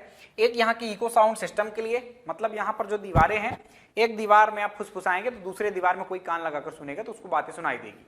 कहीं ना कहीं अच्छी टेक्नोलॉजी है, ये कुछ बात है उसमें। तो ये एक इको साउंड सिस्टम के लिए प्रसिद्ध है। दूसरा यहाँ की वाटर हार्वेस्टिंग सिस्टम के लिए प्रसिद्ध है। वाटर हार्वेस्टिंग क्या होती है, छत में जो जल गिरता है आपके, उसमें पाइप लगाकर आप उसको भूमिगत कर दें, राइट। ये वाटर हार्वेस्टिंग है, जल संरक्षण की एक तकनीक है। तो आज तो ये तकनीक समझ में आती है, नई नई विकसित तकनीक है, लेकिन तब हमको पूरे विश्व की सबसे प्राचीन वाटर हार्वेस्टिंग सिस्टम यहाँ पर हमको मिला। हमको पता भी नहीं चल रहा कि कैसे ये पानी आ रहा है, क्या हो रहा है यहाँ पर। तो वो पहाड़ी काफी बड़ा क्षेत्र है और सब बीच में ही कहीं वो किला बना हुआ है। तो जो भी उस इलाके में पानी गिरता है, उस किले में तो ठीक ही है, आसपास भी जो पानी गिरता है वो कहीं ना कहीं आपके कुंड में ही आकर मिलता है, राइट। उसके अंदर कहाँ से पाइप वगैरह लगे हैं, क्या व्यवस्था है कि सारी जगहों का पानी यहीं आता है, उसका पता नहीं चल रहा है। लेकिन बस चारों जगहों का पानी, सभी जगहों का पानी चारों दिशाओं का आकर उस कुंड में रुकता है। ये एक वाटर हार्वेस्टिंग सिस्टम का अच्छा एग्जाम्पल है आपके रायसेन के किले में। तो ये कुछ बातें रही आपके रायसेन के दुर्ग के बारे में या रायसेन के किले के बारे में। आइए अब अगले किले की चर्चा करते हैं। मजा आ रही होगी, कुछ कुछ कहानियां सुना रहा हूं मैं ताकि आप बोर ना हो। लेंदी लेक्चर है तो क्या हुआ, कहानियों के द्वारा आपकी चीजें आसान हो जाती हैं, बनाई जा सकती हैं, जो मैं करने की कोशिश कर रहा हूं।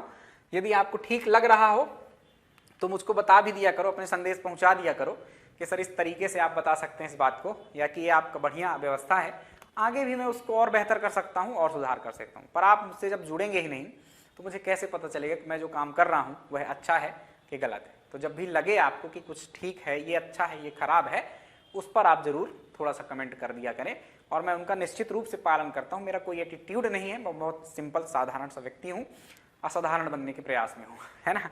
तो आप जो कहेंगे मैं कोशिश करूंगा कि उसमें सुधार निश्चित रूप से करूं। आइए, ये है किला हमारा। थोड़ा सा तस्वीर बहुत पुरानी मिली है लेकिन कोई बात नहीं। अब कुछ छोटे छोटे किले आपके आते जाएंगे और जानकारियां, लिखा जरूर ज्यादा रहेगा लेकिन काम की बातें थोड़ा सा कम रहेंगी इसमें, है ना। जैसे ये तो कम ही लिखा हुआ है, नरवर का किला।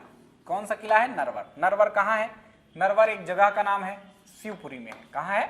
शिवपुरी में। इसका प्राचीन नाम ध्यान रखना यहीं पर नलपुर था। क्या इसका प्राचीन नाम था? नलपुर। तो ये नरवर का किला आपके कहां पर है? नलपुर में है, यह याद रखें। इसके अलावा इसका निर्माण किसने करवाया था? तो इसका निर्माण करवाया था राजा नल ने। किसने करवाया था? राजा नल ने और कछवाहा शासकों ने। कहेंगे आपकी दो कैसे? तो जो आपका मध्य प्रदेश कर्मचारी चयन मंडल है उसके लिए मैं थोड़ा सा आपको बता देता हूं। पूछा गया प्रश्न है, उसने राजा नल मान रखा है। अब बहुत सारे लोग तो महाभारत क्या है उसके बहुत इतने प्रमाण तो हमको नहीं मिल रहे, हम ग्रंथों पर ही आधारित हैं। तो ऐसे कोई वास्तविक साक्ष्य प्रमाण हमको नहीं मिलते कि ये सब थे या कहाँ थे, कैसे थे। नलपुर राजा नल के नाम पर ही ये नाम है। महाभारत कालीन घटना थी, वो राजा नल और दमयंती की कहानी मिलती है। तो ऐसा कहते हैं कि उन्होंने इसका निर्माण करवाया, लेकिन अब वास्तव में उतना पुराना महल किला बचने की संभावना नहीं होती है। तो आप ध्यान रखिएगा, वास्तव में इसका निर्माण कछवाहा शासकों ने करवाया था, जो कि आपके ग्वालियर से शासन करते थे। ठीक, तो ये आपका नरवर का किला है। नल दमयंती की प्रेम कथाओं के लिए कौन सा किला प्रसिद्ध है? तो नरवर का किला प्रसिद्ध है। यह भी पूछा गया प्रश्न है। इतनी बातें आपको इस किले के बारे में याद रखना है। आइए अब आगे चलते हैं, अगले किले को उठाएं, मदन महल। तो ये महल नाम है लेकिन किला ही है। नाम इसका मदन महल है ना, जगह का नाम भी मदन महल इस किले के कारण पड़ गया है। लेकिन ये है क्या? किला है, बहुत छोटा किला है, विश्व का सबसे छोटा किला माना जाता है। आइए देख लेते हैं इसके बारे में क्या कहानी है। तो मदन महल कहां पर स्थित है? आप कभी विंध्य प्रदेश से मालवा की ओर यात्रा करते हैं या मालवा से विंध्य प्रदेश की ओर यात्रा करते हैं तो आपको ये रास्ते में जबलपुर रूट को यदि अपनाएंगे आप तो मदन महल स्टेशन भी आपको मिलता है। जबलपुर में है, ये ध्यान रखें। 1116 या इनकी डेट कोई एग्जैक्ट होती नहीं, डेट वेट याद करने की कोशिश बहुत ना करना, है ना। 12वीं सदी आप कह दो ज्यादा हो तो 12वीं और 13वीं सदी, कई बार तो 1200 या 1280 ईस्वी भी मिलती है इसकी डेट। गोंड राजा मदन शाह, जिनका अन्य नाम मदन सिंह भी मिलता है, उन्होंने इसका निर्माण करवाया था और उन्हीं के नाम पर इसका नाम क्या है? मदन महल है। इसके अलावा इसका जीर्णोद्धार जो बाद में मतलब पुनर्निर्माण करवाया गया, वो इस वंश के प्रथम प्रतापी शासक या महान शासक ही थे। प्रथम दूसरा मत लगाओ, संग्राम शाह, क्योंकि इनके बाद दुर्गावती का नाम ही प्रसिद्ध है और एक नाम आपके संग्राम शाह का प्रसिद्ध है। किसमें? गोंड वंश में। तो जीर्णोद्धार राजा संग्राम सिंह ने इसका करवाया और राजा मदन सिंह जब राजा हुए थे, गोंड वंश के थे, तो उनका यह राजप्रसाद था। राजप्रसाद का मतलब क्या होता है? जहां से कोई शासक शासन करे। जैसे अशोक का राजप्रसाद, हमें उज्जैन से कुछ अशोक के राजप्रसाद के प्रमाण प्राप्त हुए हैं। तो इसका मतलब क्या है? वहां से जहां वो रहता रहा होगा, जहां शासन चलता रहा होगा, उसकी बात वो की जा रही है। ठीक, लकड़ी के महल बनाए जाते थे, किले बनाए जाते थे अशोक के काल में, ये ध्यान रखें आप। विश्व का सबसे छोटा किला है, यह याद रखें, क्योंकि इसमें 2-3 कमरे ही हैं। एक आपका हॉल हो जाता है, दूसरा एक निजी कमरा जैसा, और तीसरा एक अस्तबल है। तो 2-3 कमरे हैं, ये ऐसा छोटा सा किला है। एक बड़ी सी शिलापट्ट पर टिका हुआ है, ये बहुत बड़ी शिलाखंड आपको दिखाई दे रही होगी, और ये आपका प्रवेश द्वार है। एक ये महल, एक इधर कमरा, एक इधर, और एक ऐसे अस्तबल है। क्लियर? तो ये इतना सा छोटा किला है, तो विश्व का छोटा किला संभवतः ये ऐसा माना जाता है। आगे बढ़ें, आगे के कुछ छोटे छोटे किले हैं, फटाफट कंप्लीट कर लेते हैं इनकी। अब आपको इंपॉर्टेंट ये है, लिखा जरूर है, जानकारी लिखी है ना, आपके लिए मैंने दे दी है कि कोई कंफ्यूजन ना रहे, लेकिन आपको याद क्या रखना है प्यारे बच्चों, यहाँ पर सिर्फ इनकी लोकेशन याद रखनी है। लोकेशन भी इजी है, क्योंकि किलों का नाम जो ज्यादातर पड़ता है वो कहीं ना कहीं उस स्थान के नाम पर ही पड़ा हुआ है, राइट। तो जैसे कि अटेर, अटेर नामक एक जगह है जो कि भिंड में आती है, तो सिंपल अटेर का किला कहाँ होगा? अटेर का किला भिंड में होगा। बस अब आपको कुछ बातें और याद रखनी पड़ती है ना, पढ़ना पड़ता है। तो अटेर का किला भिंड में तो पता चल गया आपको, चंबल नदी के किनारे है, ये याद रखें। यहां पर महाभारत काल का एक पहाड़ का नाम मिलता है देवगिरी, है ना, आज भी उसका नाम देवगिरी है। तो देवगिरी पहाड़ पर बने होने के कारण इस किले का एक उपनाम मिलता है, जो कि है देवगिरी दुर्ग, या देवगिरी किला। दुर्ग और किला का मतलब एक ही होता है।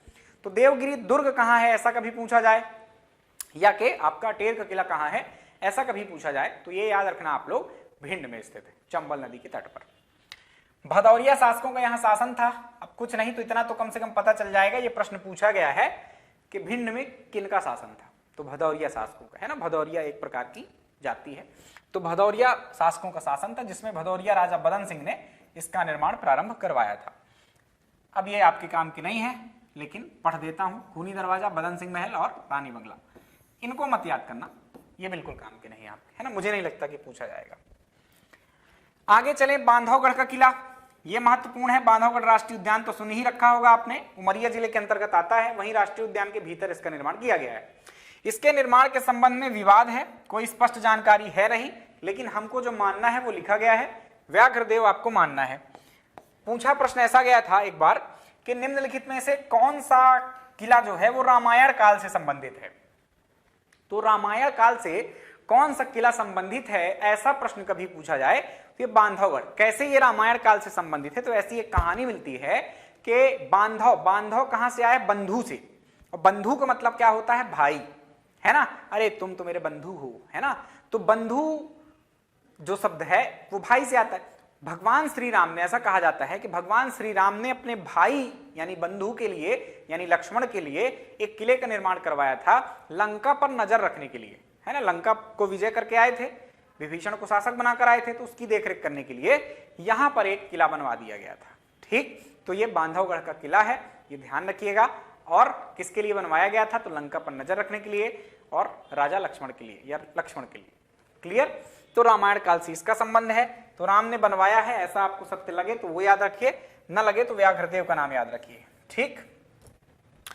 शेषशाही तालाब, मतलब ये डाउट क्यों है, इनको मैंने क्यों काटा, क्योंकि माना यही गया है व्याघ्रदेव, लेकिन आप देखेंगे कि व्याघ्रदेव के काल में बांधवगढ़ से बघेल शासकों का कोई संबंध ही नहीं था, समझ रहे हैं, पर फिर भी यही पुस्तकों में माना जा रहा है, यही पूछा जा रहा है, तो आपको ये मानना है। वास्तविकता से मैंने अवगत करा दिया है, कहानी मिलती है भगवान राम की, लेकिन कब किसके काल में एक किला बना कोई ऐसी स्पष्ट जानकारी नहीं है। क्लियर? तो बांधवगढ़ का किला मानने के लिए आप व्याघ्रदेव को मान सकते हैं, जो कि संस्थापक थे बघेल वंश के। यहां पर शेषशाही तालाब मिलता है, क्षीर सागर कुंड मिलता है, ये सब भगवान विष्णु से रिलेटेड है। विष्णु मंदिर भी मिलता है और एक राम लक्ष्मण मंदिर यहां पर मिलता है, ठीक। टीपू सुल्तान और अकबर ने यहां पर काफी समय तक घेरे डाले रहे, लेकिन इसको विजय नहीं कर पाए थे। तो ये कुछ घटनाएं थी आपके बांधवगढ़ के किले की। ये आपका किला है अटेर का किला, बहुत बड़ा क्षेत्र में है और काफी कुछ, अभी काफी चीजें सुरक्षित हैं इसकी अभी, है ना, भले ही आउट में है तो लोग घूमने फिरने चले जाते हैं। ये खूनी दरवाजा है, एक प्रसिद्ध है, इसकी बड़ी रोचक कहानी है। यहाँ से हमेशा खून टपकता था। काहे टपकता था? तो यहाँ के जो भदौरिया शासक थे वो हिरण या किसी जानवर की मुंडी काट के क्या कर देते थे, यहाँ रख देते थे और वहां से खून टपकता रहता था, ठीक। और फिर जो व्यक्ति आता था वो उसी खून का टीका लगाकर अंदर जाया करता था, तो इसका नाम खूनी दरवाजा पड़ गया है। आगे चलें तो ये आपका बांधवगढ़ का किला है, जंगलों के बीच में है, तो आप स्थिति देख पा रहे होंगे किस तरह झाड़ियों से घिरा हुआ है। यहीं पर शेषशाही तालाब जो है और भगवान विष्णु की मूर्ति रखी हुई है। तो उसके भीतर स्थित कुछ चीजें हैं वो देख सकते हैं आप। आइए अगले किले की ओर चलें। अगला किला है हमारा गोहद का किला। कौन सा किला है? गोहद का किला। गोहद का जो किला है, देखो अभी हमने अटेर देखा है और गोहद नाम की जगह भी कहां है? आपकी भिंड में ही है। तो गोहद का किला भी भिंड में है, लेकिन बेसली नदी के तट पर एक छोटी सी नदी है वहां, बेसली नदी। यहां पर जब ये कब बना, मतलब तो जाट शासक हुए यहां पर। मैंने आपको बताया था ना पीछे ही किसी घटना में बताया कि यहां पर भिंड से जाट शासक शासन करते थे, जो कि ग्वालियर पर भी शासन कर, मतलब ग्वालियर क्षेत्र भी उनके अंतर्गत आता था। तो महादजी सिंधिया ने जाट शासकों को हराकर ही ग्वालियर का किला प्राप्त किया था। तो यहाँ पर जाट शासकों का भी शासन रहा, तो उसमें से जाट शासक सिंहदेव ने इसका निर्माण शुरू करवाया था। और भीम सिंह राणा, जिनकी छतरी भी हमने पढ़ा अभी ग्वालियर के किले में, तो भीम सिंह राणा ने इसको पूरा करवाया, जिनकी छतरी बनी है ग्वालियर के किले में। क्लियर? अब यहां पर क्या है, ये काम का नहीं है आपके। यूनेस्को ने एशिया पैसिफिक हेरिटेज अवार्ड से इसको 2017 में नवाजा था। तो ये करंट से रिलेटेड बातें हैं। महत्व तो आप समझ सकते हैं इस बात से कि विश्व स्तर पर जो एक संस्था है यूनेस्को, उसने इसको सम्मानित किया है। तो ये पूछा जा सकता है। फिर बात करें मंदसौर का किला। मंदसौर का किला कहां होगा भाई? मंदसौर में होगा। इसका निर्माण अलाउद्दीन खिलजी ने करवाया। इतनी बातें आप याद रखें। देन हिंगलाजगढ़ का किला। हिंगलाजगढ़ का किला भी मंदसौर में है, ये आप इतना याद रखें। तो इस तरह से कुछ बातें थी प्यारे बच्चों, कुछ किलों की जो महत्वपूर्ण हो सकते थे। थोड़ा समय अधिक लगा है। ये समय अधिक लगा इसलिए है क्योंकि आगे आसान हो जाएगी बात। हम यहां पर 2 हिस्से कंप्लीट कर रहे हैं, 2-3 हिस्से कंप्लीट कर रहे हैं। तो किले हमने अभी देखा। किलों के बाद हम जो पढ़ने वाले हैं वो क्या पढ़ने वाले हैं? महल।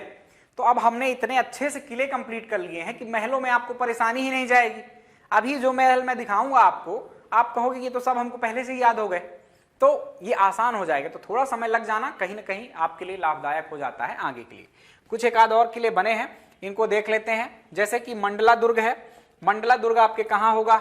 मंडला में होगा। बंजर नदी नर्मदा की सहायक है, जहां पर मिलती है वहां पर बना है। और यहाँ के गोंड शासक नरेंद्र शाह द्वारा इसका निर्माण करवाया गया था। राजराजेश्वरी मंदिर यहीं पर बना हुआ है, इतना और याद रखें।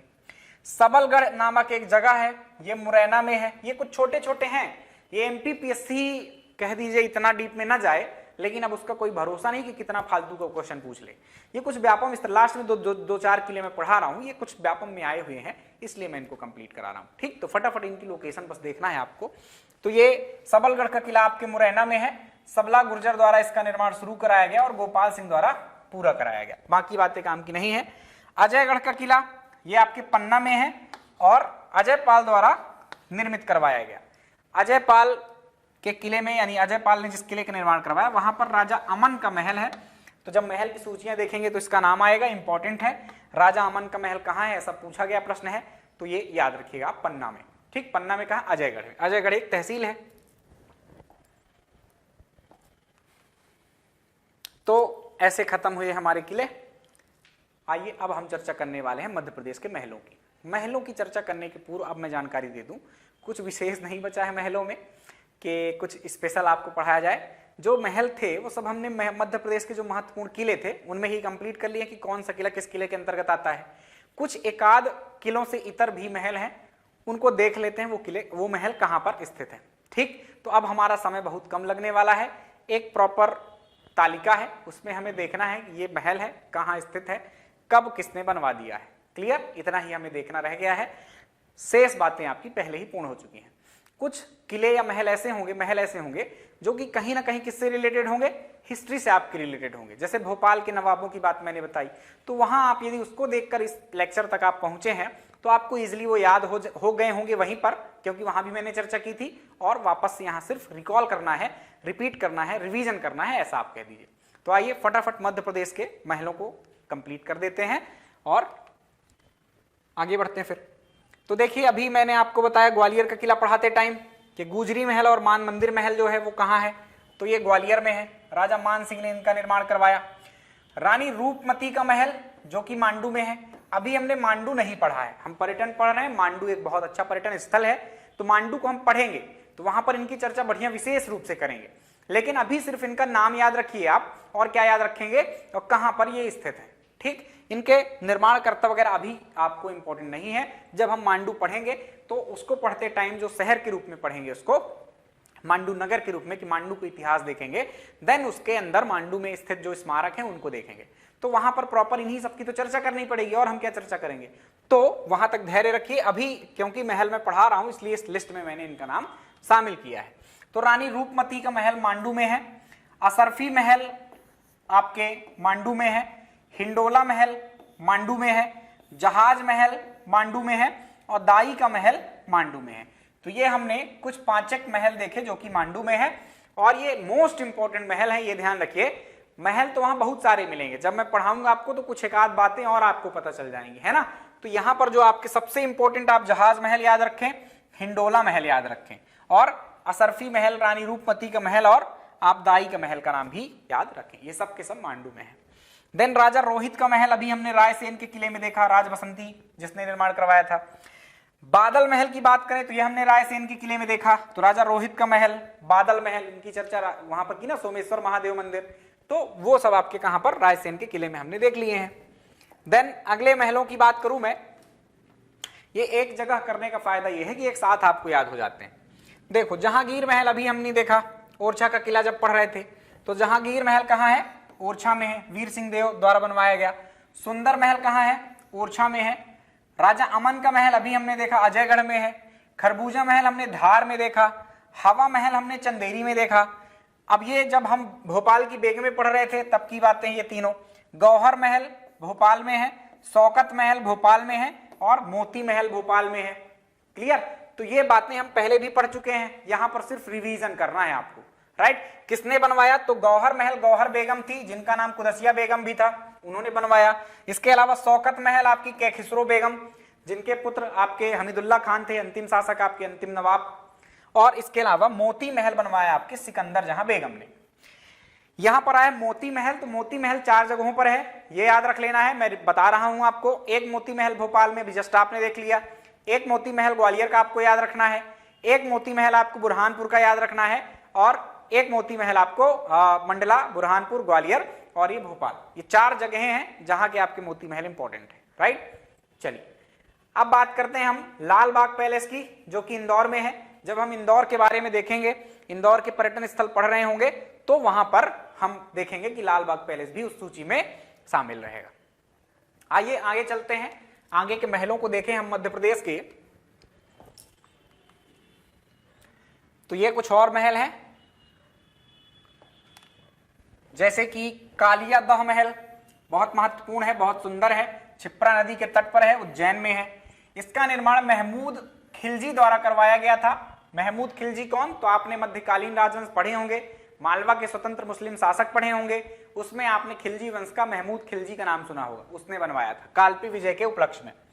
नौखंडा महल अभी मैंने इसकी ट्रिक भी बताई थी, चंदेरी में है। सतखंडा महल आपके दतिया में है।